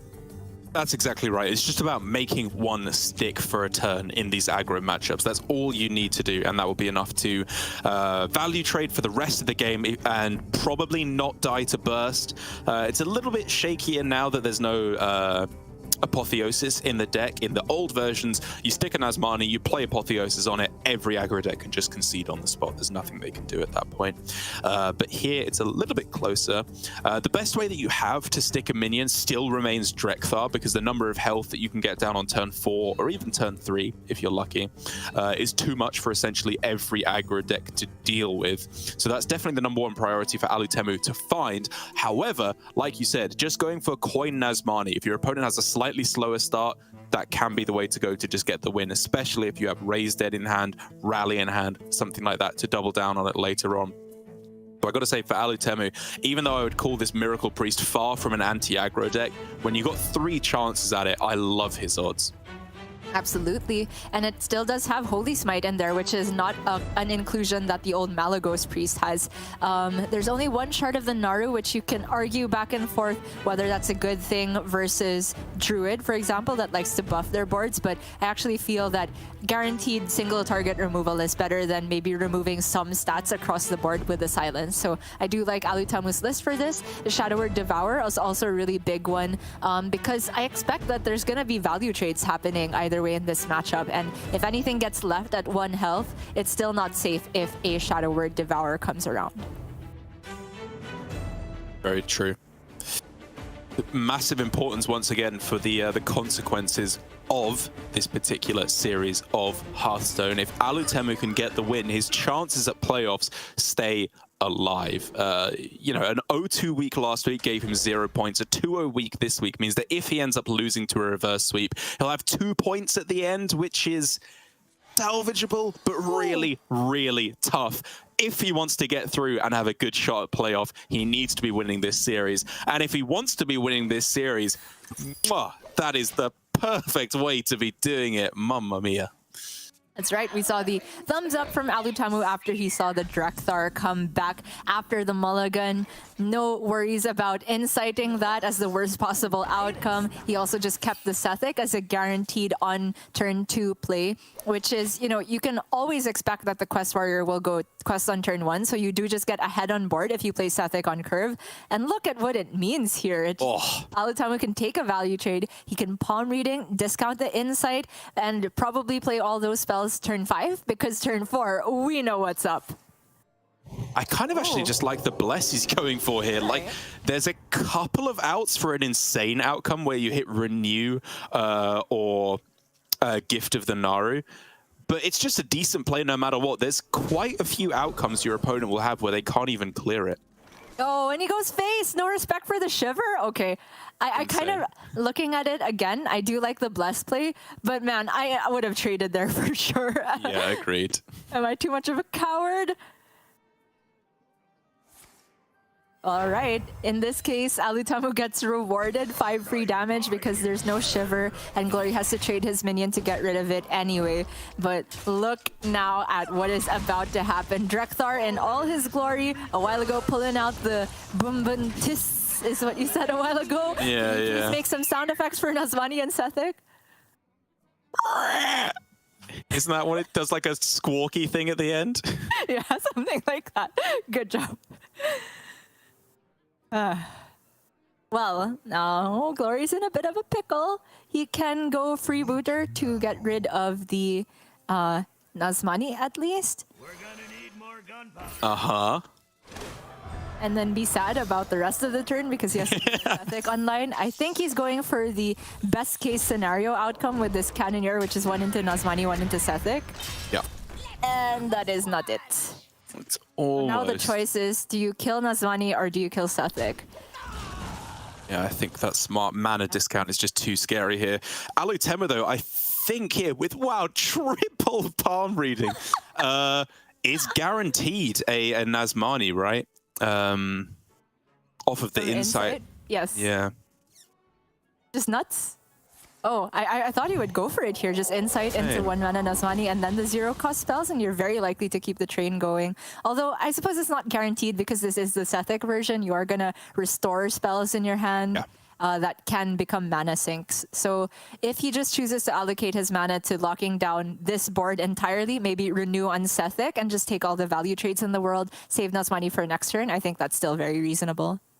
I agree. Yeah, renew palm readings, discount the 2 cards you generate. Honestly, you just don't need the Nazmani here. Your mana cheat is so powerful already. These are all fine. Probably Apo, I think. Yeah. I agree. Just synergy with Sethic. And just the fact that he's ahead on board just makes everything smooth. Glory has leaned back in his chair, essentially left the building because he knows that he just kind of got this series.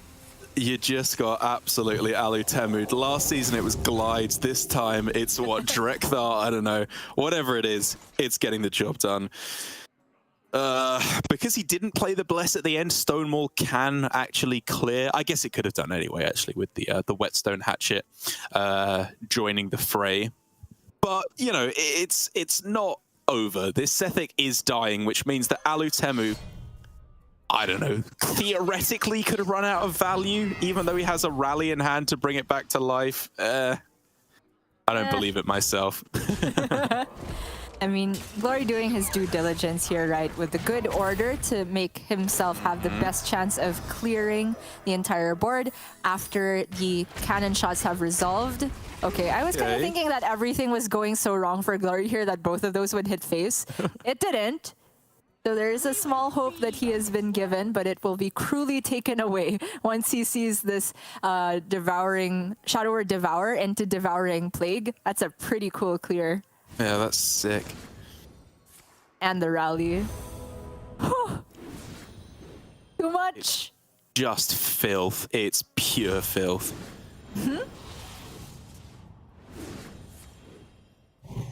I mean, honestly, Alutemu only lacking a mana sink here, and he could. Oh, never mind. That's perfect. He can have his cake and eat at play Sethics, but still be able to play Alec Mount very likely. Oh, it's disgusting. Insight, sure. I mean, it's a card you can just play, even though it doesn't do anything. Yeah. I mean, it just helps the discounts further. It's effectively a lightning bloom when you have 2 Nazmanis on board. Yeah, Glory throws it down. He doesn't even want to see it there. Alutemu, 3-0 sweep, thumbs up. God, I've missed him, Gia. That smug little face. Oh, man. Yeah, Glory just got stomped. And I was really hoping that he would be able to redeem himself from yesterday's mistakes. He just didn't really get a chance to play the game, let's be honest, today. No big mistakes, but no opportunities to make big plays either. Because Alutemu just had the lineup that got there. 2 out of the 3 decks extremely favored. And I was saying maybe the Rally Priest could struggle a bit, but not this hand, right? The Sethic on curve, into the Drekthar, into all of the buff spells and minion targeting spells that he could ever ask for. It was just too good.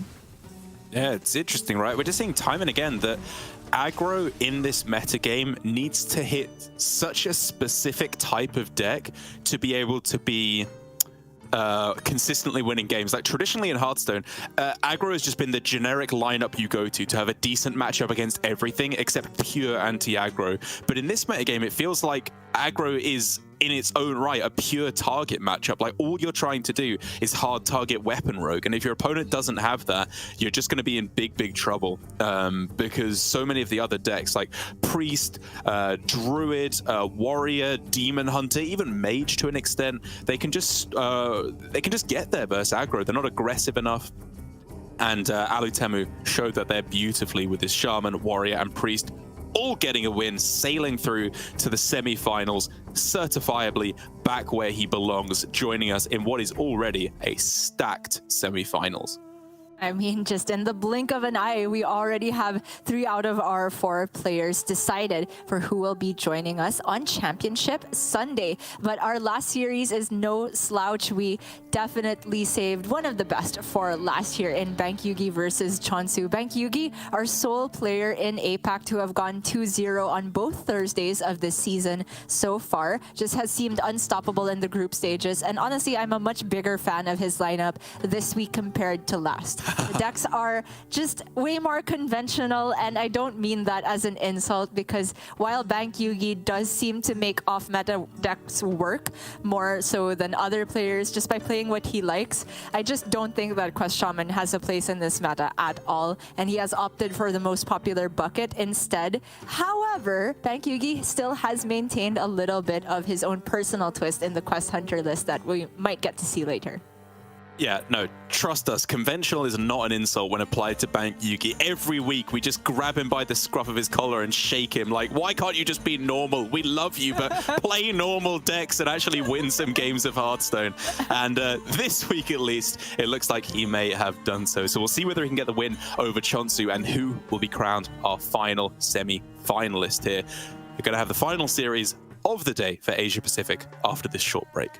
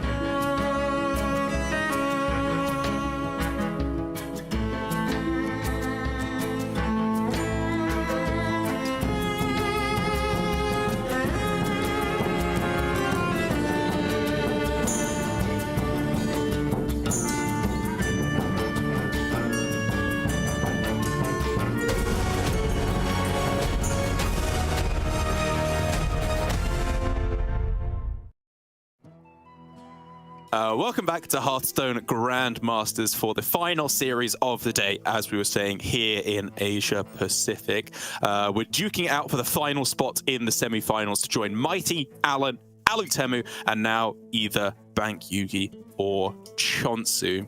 And both players here, Gia, with that core bucket that most players seem to be going for here in Asia Pacific with this new trio format of Druid, Warrior, and Hunter. Slight deviations, though, however, in the overall construction of their archetypes. That's right. We do have Quest Hunter on both sides, although the lists are quite different, which we can get into later. Quest Warrior on both sides, so the potential for a mirror that we've been seeing a lot throughout all the regions this weekend. And then the Druid, where the archetypes do completely differ, because Bankyugi is on that ramp Druid with the Onyxia, Yasharaj, and Yogg-Saron at the top end, which we saw earlier on today in the first series. But Chonsu has Kazakhstan with the Glowfly Swarm still there. And honestly, even though I have been down on Glowfly Swarm in this particular list, I just feel that the overall power level of Kazakhstan is too high to pass up. Maybe I just want a deck where I can sort of just have this one game plan and then adjust the treasures as needed. But for Chonsu in particular, having that very clean play, even though it didn't quite pan out, the take of the pounce yesterday, setting up for an Arbor up lethal, just it shows that he's very familiar with alternate ways to get a win outside of Kazakhstan, and I think that's enough to justify that he brings this list. Yeah, it's been a weird season, right, where we've had so many players making really good plays in games that they end up losing. Like, players have been playing to their outs very, very well so far. And weirdly enough, players have been like playing badly in games that they end up winning a lot of the time as well. It's all a little bit topsy-turvy this season so far in Asia Pacific. However, for Bankyugi, things are looking Gucci here. He's trying to get back to the World Championship, as I think it's fair to say that he's kind of the forgotten representative from APAC in the last couple of years to Grandmasters, given that we've of course had Glory twice and Possessi, both of them having won once each. But then there was also Bankyugi a couple of years ago as well, who didn't have the best runs when he got there, as I do drone on about, I'm sure much to his chagrin. But as we've seen, when he's in the more comfortable field of Grandmasters, when the pressure is not quite so high, he is consistently playing some very, very strong Hearthstone. And so I think now that he's had a few more seasons in Grandmasters, has settled into it and hopefully started believing in himself some more, those nerves that he had when he got to the really high stakes will be abated somewhat if he's able to get there again. That's right. I feel Bankyugi is just a very solid mechanical player. He knows matchups very, very well. If anything, the only criticism we've had for him in recent weeks is just the lineups. The deck choices often seem a little bit off the wall. And we do see that even though Quest Hunter is very popular, he has gone for something unconventional again. Yes, there's Drekthar, but instead of just the double Restaurant Viper, Professor Slate, and Thalnos as the minion package, he has replaced the Thalnos with King Mukla instead. Another monkey deck. We saw it not just in Super Fake and Fled's Mage. It has made an appearance here in Hunter as well. And you know what? It could look like genius if Drekthar pulls it out and is played on curve on turn 4. But if the Mukla is stuck on in hand, let's say it has to hit the board on turn 3 out of desperation, then it's gonna look very, very strange indeed. And we will base our casting on whichever result it is, as always. Yeah, exactly. It's going to be pure monkey business, both in the game and on the casting desk, as per usual. But for Chonsu here, as we've seen, he's also, I would say, somewhat of a not remembered enough for his World Championship appearance. It was a long time ago at this point, a full, almost 6 years ago now when we get to the end of this year, which is a very sobering thought indeed for, I'm sure, us and Chonsu as well. But it clearly shows that he's got what it takes to play at these very, very high stakes levels. And despite his recent relegation and then re-promotion back into Hearthstone Grandmasters, I do think that he is that caliber of player that could go there once again and represent APAC at the highest of levels. But here, I have to say, for Chonsu specifically, his build of Quest Hunter is just so weird. Like, The Beastalker, the Beastalker Tavish, sure, it has some very clear synergy with the deck of being able to duplicate those hero powers and get a whole bunch of animal companions later stage in the game. Lawkeeper Polkel, okay, if you really want Tavish and Barrack Codobane to improve the rest of your draws, that makes sense. But having Furious Howl in there as well at the lower end, it feels so cluttered to me.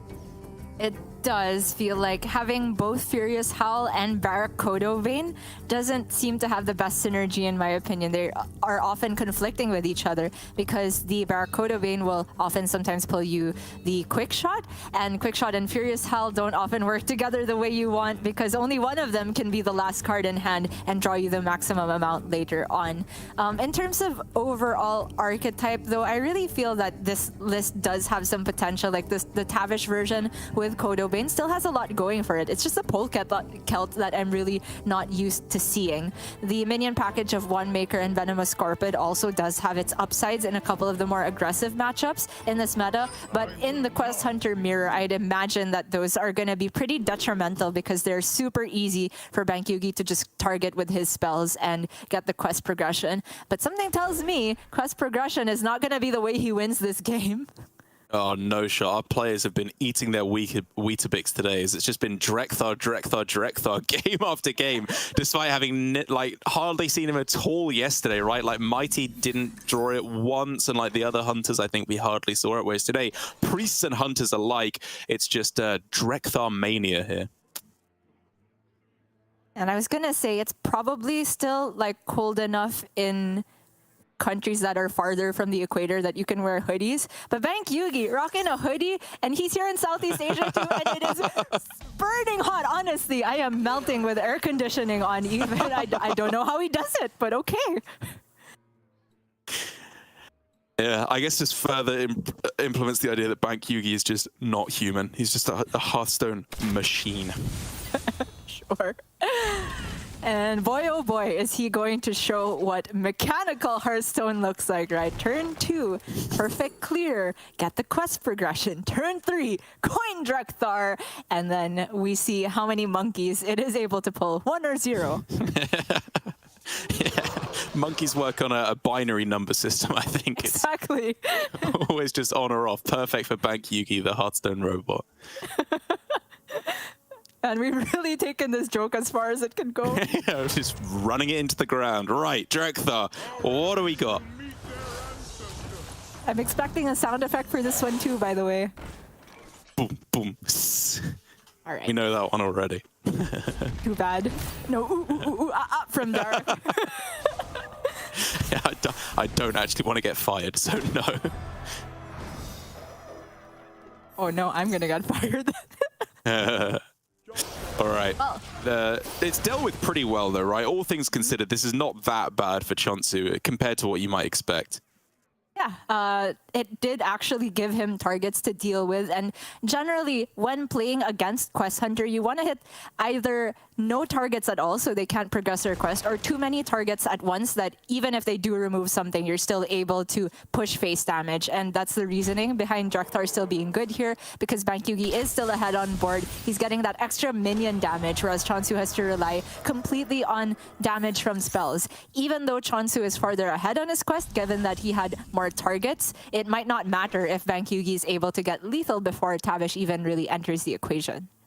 Oh, that's an incredibly spicy top deck, however, because now with Aim Shot, Dragonbane Shot on this turn, he can go Arcane Shot plus Tavish next turn. It's playable on turn 6, which is incredibly rapid for this deck. It's much more common to see it on turn 7.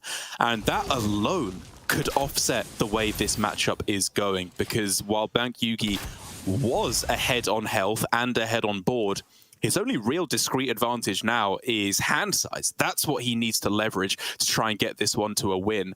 And it's not necessarily quite so obvious how you'll do that. The double Furious Howl is really not looking like they're at their optimal usage here. You really don't want to see that card early on in the game. Rather draw it off the top when you've spent the rest of your hand. But at least Bankyugi has the explosive trap as something that can potentially progress his quest. Chonsu will likely have to proc it if he wants to get damage going through with Tavish, and I think that 7 damage going face is going to be the equalizer here, because Chonsu did push much less damage in the early game going face. Even with the wound prey picked up, I think I do still agree that it's better to just go for the arcane shot, hold on to the wound prey for a potential target for piercing shot next turn, as with that, if Tavish can't be answered here, this is very possibly just lethal next turn for Chonsu. Yeah, we just look at right now, there's 6 damage of hero powers available next turn, plus 6 damage from piercing and wound prey together. And then the Tavish going face is 7, so that's 19, and Chonsu would need literally any spell 2 mana or less to find lethal this turn if the Tavish can connect. And Bankyugi currently doesn't have a guaranteed way of killing off the Tavish. It looks like he is just going for freeing enough hand space that he can actually get 2 draws from a Furious Howl. And so what draws could he get? I think...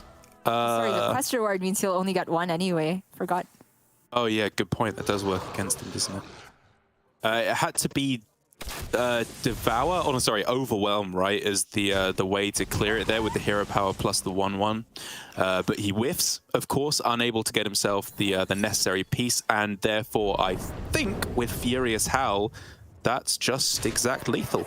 Yeah, we laid it out last turn. Chonsu simply needed a 2-cost spell or less with all of this damage going forward. So even though Bankyugi had the early Drekthar, the fact that Chonsu was able to answer it so efficiently with Bola Shot and a couple other spells meant that only the 4 damage from Drekthar was pushed face, and then Chonsu simply had the super fast quest completion. Very cleanly done.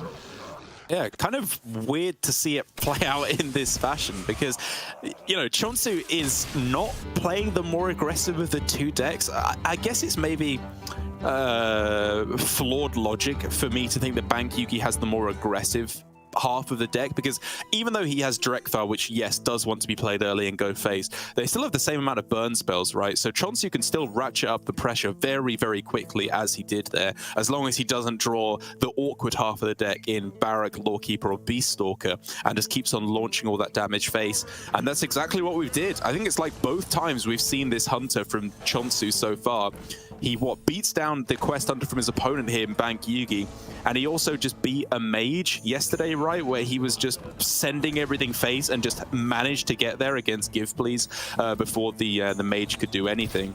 And so quite clearly, I think Chonsu, I almost want to say despite his build of the deck, is getting the wins because he's just drawing the half of the deck that's the same as the other one for Bankyugi, but he's playing it very, very well. Yeah, I think it's not an exaggeration to say that Chonsu has had very, very good draws and that the top end of his deck did not come in any of his earlier hands. But I think the real difference maker in the pan out of this matchup was the fact that King Mukla was not pulled, right? Imagine one of those decks had even 1 more health on them. That would have been the difference between Chonsu having to take 5 or even 10 more damage over 2 more turns. So in the end, it is still all about the king, and there's still a chance to see it later on, since Bankyugi, if he wants to win the series, has to try again with the Quest Hunter. But will he queue it up against the Token Druid from Chonsu, which is a deck that definitely is not required to get on board to win the game, early on at least, but it can go for a Glowfly angle, in which case Explosive Trap is the best answer on the other side.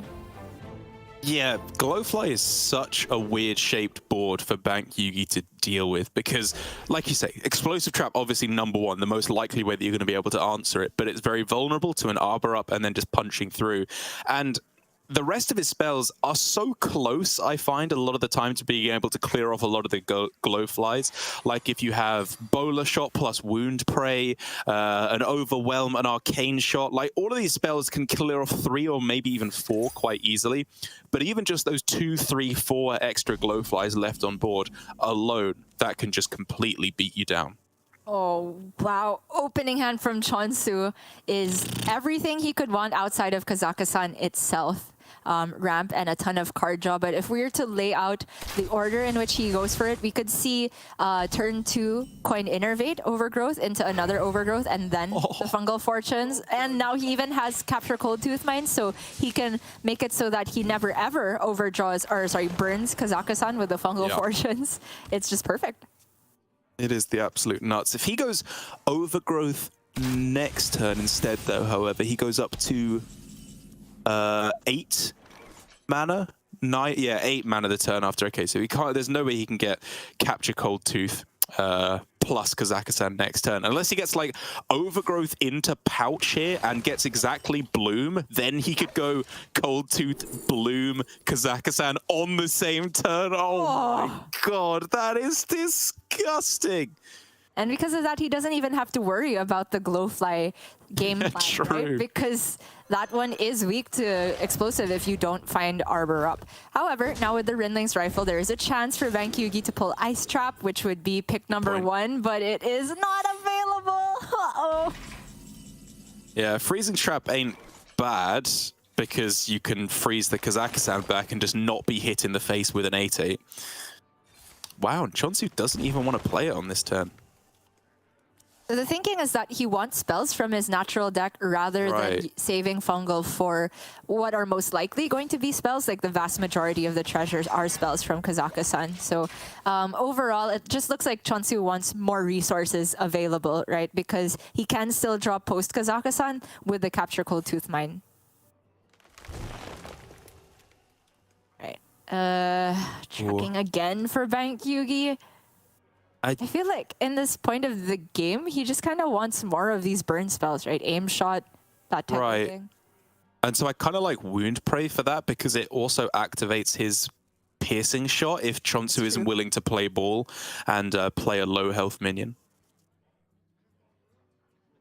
So if he does take the Wound Prey, the rest of this turn becomes Quick Shot Hero Power most likely. Feels a little bit slow, but he clearly knows that this game is not panning out in his favor, right? Just doesn't have minion targets, and soon Chonsu will be racing him with Kazakhstan treasures. So just anything that can progress the quest a little bit quicker and weave in more damage seems like a good idea. However, maybe he's thinking this is such a dire situation that if he doesn't hit Drekthar, the game just ends on the spot. And so your original instinct of tracking for next turn is the way to go. It's an incredibly difficult choice. And in the end, he settles on the plan of just going for quest, right? Playing these minions as quickly as possible, trying to get as much burn damage phase as possible. If he's quick enough, he could have gotten Arcane, Quick, and Hero Power all on this turn, but I think he's holding back and is going with the Hero Power here. Interesting that he chooses the 2/1 cost spells rather than just Quick Shot here because of what you said, the 1/1 can be held back for Piercing Shot, but it's probably a good call that the 1/1 is just going to stick around because he has a very solid read on Chonsu just going Kazakhstan.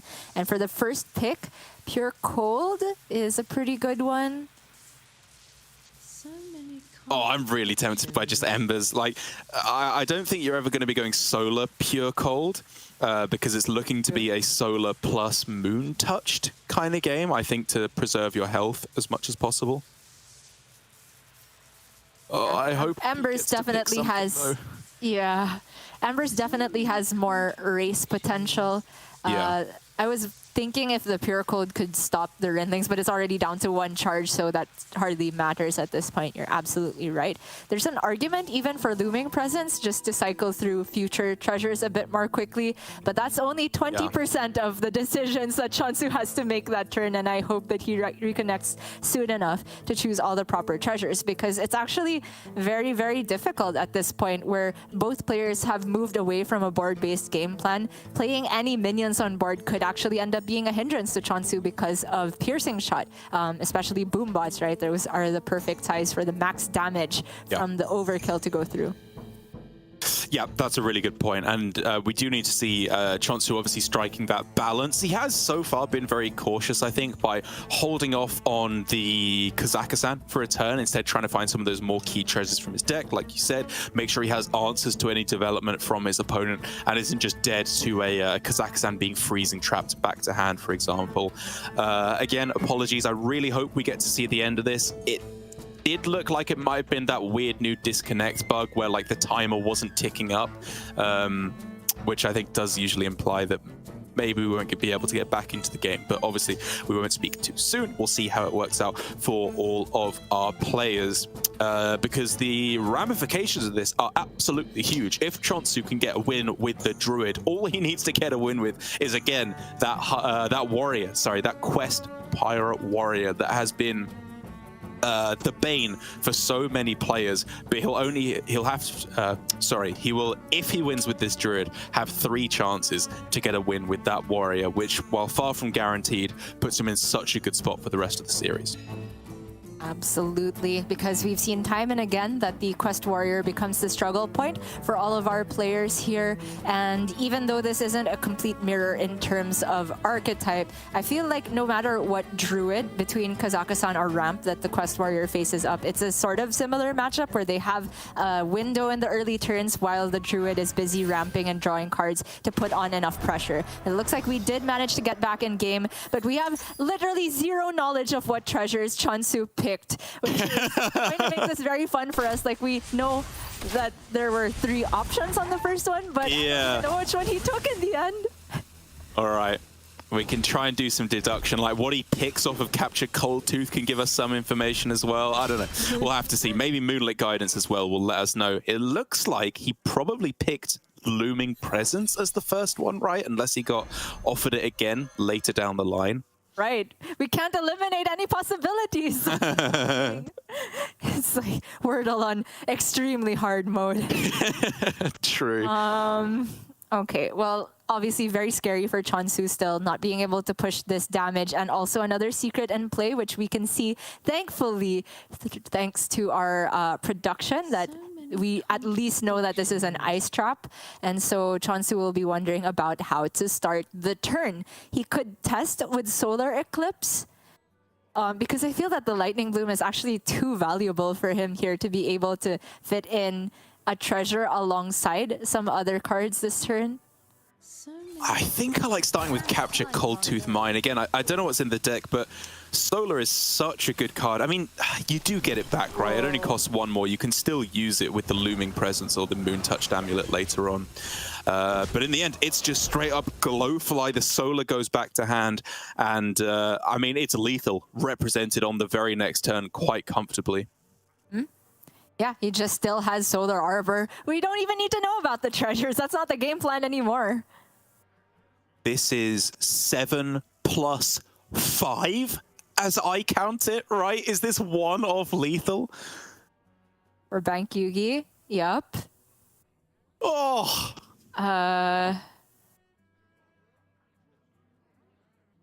There's no Tavish shenanigans he can do. Crazy. And it's because Chonsu's already seen the Rinlings that he's not worried about explosive either. Of course, he still had to play around it with the Solar and Arbor up, but Bankyugi simply has to make a choice here, either set up the guaranteed lethal for next turn or survive against Solar Arbor, but have a very flimsy win condition afterward. And if I were him, I would just not believe Chonsu on this, but it's just a checkmate situation, right? I mean, you know there's no point playing around Arbor up, right? Because if they have Arbor, they have Solar Arbor, so you're just dead 100% of the time. So the only chance is to just pray that they don't have the Arbor up in hand and that you live the turn. This is the only play for Bankyugi as I see it, and it will lose him the game. Yeah. Like, Bankyugi technically could have cleared 3 minions here and been alive to Solar Arbor and Hero Power at 1 HP, but that is certainly never winning Bankyugi the game in the long run. So, like we said, Chonsu getting that checkmate, perfectly set up. The Moon Touched Amulet, honestly, so clutch here to survive against breakpoints. Like, the only outcome that he could have died to was that quick shot being the last card and pulling another Wound Prey, and even then it wouldn't have worked, right? Because it put Tavish in hand, so he couldn't even draw another card. Yes, yeah, exactly right. And so that means that there was just no outs whatsoever in any world this turn or next turn. Like you said, surviving at 1 health and hoping to get there that way, maybe that's his best chance. Or as we could see, his best chance. But from his perspective, just going with this, the play of there being no Arbor up in hand is definitely the way to go.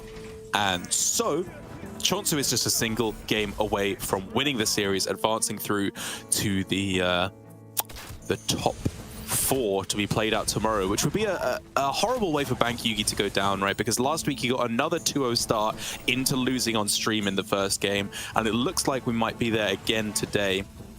However, we've already seen 1 reverse sweep from Mighty at the start of the day, and if you were going to reverse sweep any deck, I do firmly believe it would be this Pirate Warrior from Chonsu, even if Bankyugi does have a couple of not the best matchups, I will say. The Druid, again, close to arguably favored, especially I think if you go with the Glowfly Kazakhstan variant. The Hunter, I think you were saying you like that matchup against the Warrior. I'm not necessarily so convinced, but I can appreciate that it's a close one. And then, of course, the Warrior Mirror. So it's still doable for Bankyugi. No disaster matchups for sure. That is right. Bit of a shame that we will never ever know what the treasures were at this point for Chonsu, but also sort of a good thing, I suppose, that it didn't end up mattering in that matchup. But for Bankyugi here over on the Ramp Druid, there is also a certain amount of boxes to be open and generations that are possible that can pull him in the lead here. And a certain amount of that is required, I would say, to deal with Pirate Warrior, because in the base deck, there really isn't that much anti-aggro potential. There is removal in the form of Lunar Eclipse and Moon-Touched Amulet and the Owls, but you don't generally have all of those in your opening hand, nor the mana to play them as quickly as the Quest Warrior will get on board. That being said, Chonsu does have a couple of cards that are definitely lackluster in the matchup, such as the double Acidic Swamp Oozes. Man, I keep forgetting. Oh yeah, he's running the double Ooze, double Viper Warrior, just like Gur was as well.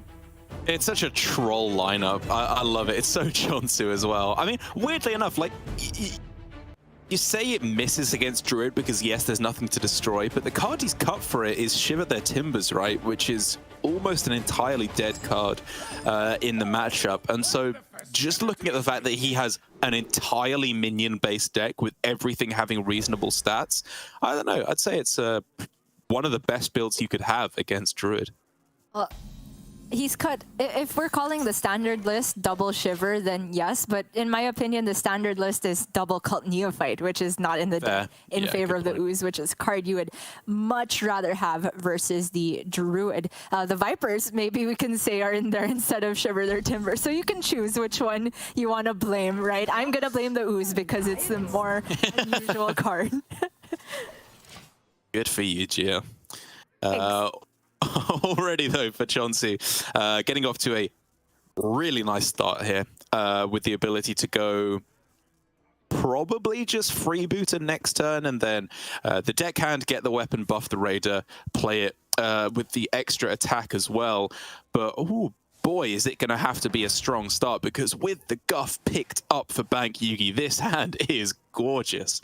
That's right. The only decision he had at the beginning was whether he wanted to commit the Lunar Eclipse before going Guess the Weight, but I completely agree with holding it back. There are minions that are much more threatening than the Harbor Scamp that you want to save the Lunar Eclipse for, most notably the Defias Cannoneer, as a 7/3, of course.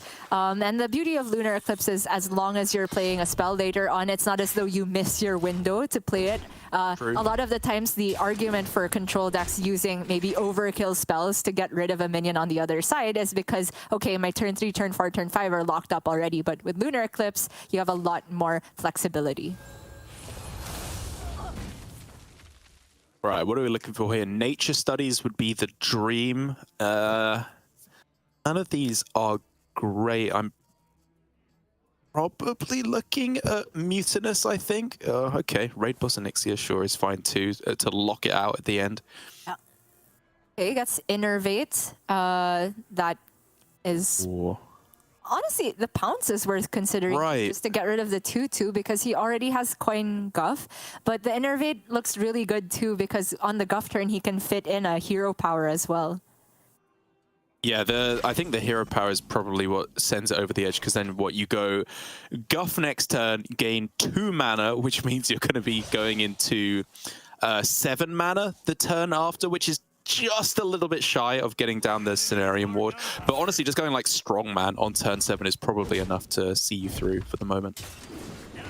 Well, against most other developments other than Cannoneer, I would say the pressure is really starting to ramp up now for Chonsu. And Bankyugi has used his only Lunar Eclipse that was in hand so far. The Overgrowth pickup, I absolutely do not think he has the time to go for that. Although, if there's a world where he can get earlier Solar Cenarian, you can make an argument for it, but he needs to top deck exactly Lightning Bloom for that to be a playable line next turn. Well, it's not the Solar Cenarian that's speaking to me, it's just Cenarian full stop, because if he plays Guff Hero Power, he still gains the same amount of mana crystals immediately as you would with Overgrowth, and he uses up the coin and the Innovate, whereas if you just go Overgrowth, next turn you can go coin, Cenarian, double Strongman, which I think is the kind of play he needs to save him. True, it's the strongman that makes the difference here. Strongmen, I should say. Thank you. Freebooter here, and actually both of them. I just always forget. Both of these are freebooters. How many different synonyms for pirates are there in the English language? I'm impressed with how many they've came up with. I honestly did not know what a freebooter was before Hearthstone. Still don't, for that matter, but I've heard of it now. Same. I do know what ratchet means, though. Never ceases to make me laugh. Well, for Chonsu, though, I probably prefer South Sea Captain over the Stormwind Freebooter because he has so many minions on board. It feels like, well, for one, it's more immediate damage, and it feels way more resilient on board to buff all of these while possible. Not lethal this way, is it? I mean, even if it was, it's less damage you're getting with the freebooter than with the captain. Exactly. Yeah. But maybe Chauncey's just trying to greed it in a way where, like, okay, let me put all the pirates I can on board before I go South Sea Captain. Oh, it is lethal. Wait, it is? Oh my god, sorry. It's the quest progression as well. Yeah. I mean, I was thinking there, like, is it lethal? And I was kind of getting there, but then I was like, why wouldn't you just play the captain? Because that's more damage anyway than just going with the freebooter. But Chonsu has well over lethal there, throws up the piece at the end, and good job. That's an easy win for Chonsu. Bankyugi 2 weeks in a row is doing something magical off stream, but as soon as he gets onto the broadcast, just falls flat on his face. And it's really not his fault that I can see. I mean, I don't hate the lineup whatsoever. I don't think there's anything too out of the ordinary there. I think he played the Quest Hunter very well, but just did not line up. Chonsu, I'm not even sure if he was sure it was lethal until it happened. It seemed like he was counting many, many times, but all right. That is one way to end a day, I suppose. Chonsu also just did everything right that series. Obviously got very good draws with the Quest Warrior in the end. It's really that Cannoneer that is such a big difference maker, right? But most importantly, I would say on the Druid, that was pretty impressive. Like, he kind of had the Kazakhstan game plan online, but as soon as he identified after we came back from the disconnect that Glowfly into Arbor Up was a very real out, especially after having seen both charges of Rinling's rifle used up, deviated away from the treasures and got the win that way. And there it is, set in stone, our top 4 for week 2 of Hearthstone Grandmasters. In terms of the number of points our players currently have, I believe actually Alutemu, Alan, and Chonsu all went 0-2 last week and didn't even get on stream, unless I'm very much mistaken. And Mighty, I believe, got to the top 8, so he has 2 points. Currently is the number one, is the highest point earner out of all of these players. So really, for Alan, Alutemu, and Chonsu in particular, it is still crucial to pick up every single win they can, because a loss here will leave them with 3 points at the end of the week, which is not great for 2 weeks of play, whereas 4, maybe even 5 if they can win the whole thing, that's very salvageable. At that point, I think you're in a decent spot to make playoffs. So much on the line here for all of our players, Gia, and so many different types of lineups as well. We see Alutemu with that Shaman in there. We see Alan, of course, with his Ping Mage. Chonsu and Mighty going with, I guess, the most standard lineups of all of our players, with the Hunter, Warrior, Druid. But with all that said and done, I honestly don't know who I would predict to be the favorite here. It's such a close one.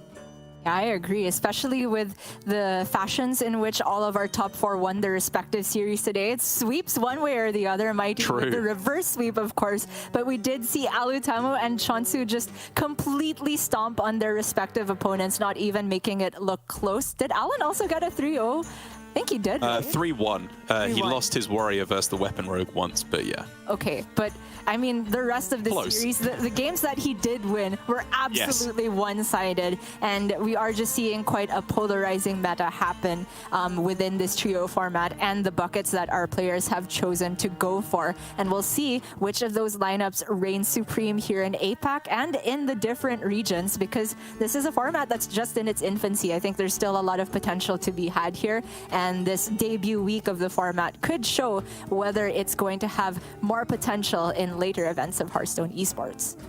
Yeah, exactly. The most tweakable of the formats as well, because it depends so heavily on what the curated sets of classes are, and cannot wait to see how they might change that in weeks to come if we see Trio again. But for now, we're all wrapped up here in a very timely fashion here for Asia Pacific, with 2 very swift 3-0 sweeps to round out the day, meaning that it's going to be bit of a break, I think, until Europe starts of, I think, actually an hour and a half. So plenty of time to get yourself some breakfast, lunch, dinner, wherever you may be, and prepare for an afternoon of fantastic Hearthstone from Europe and Americas.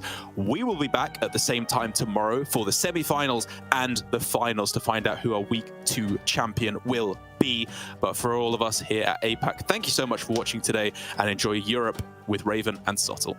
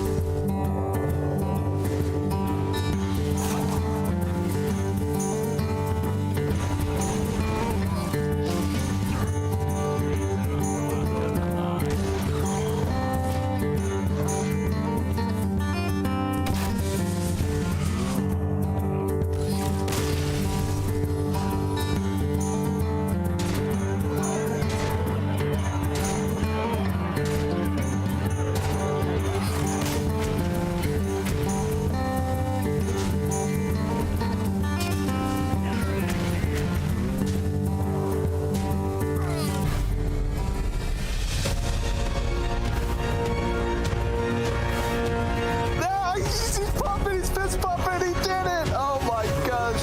72 damage both times. And both times he left damage on the board. Oh no! Where is cards green? Right before his cards green! He got there! Oh, sick!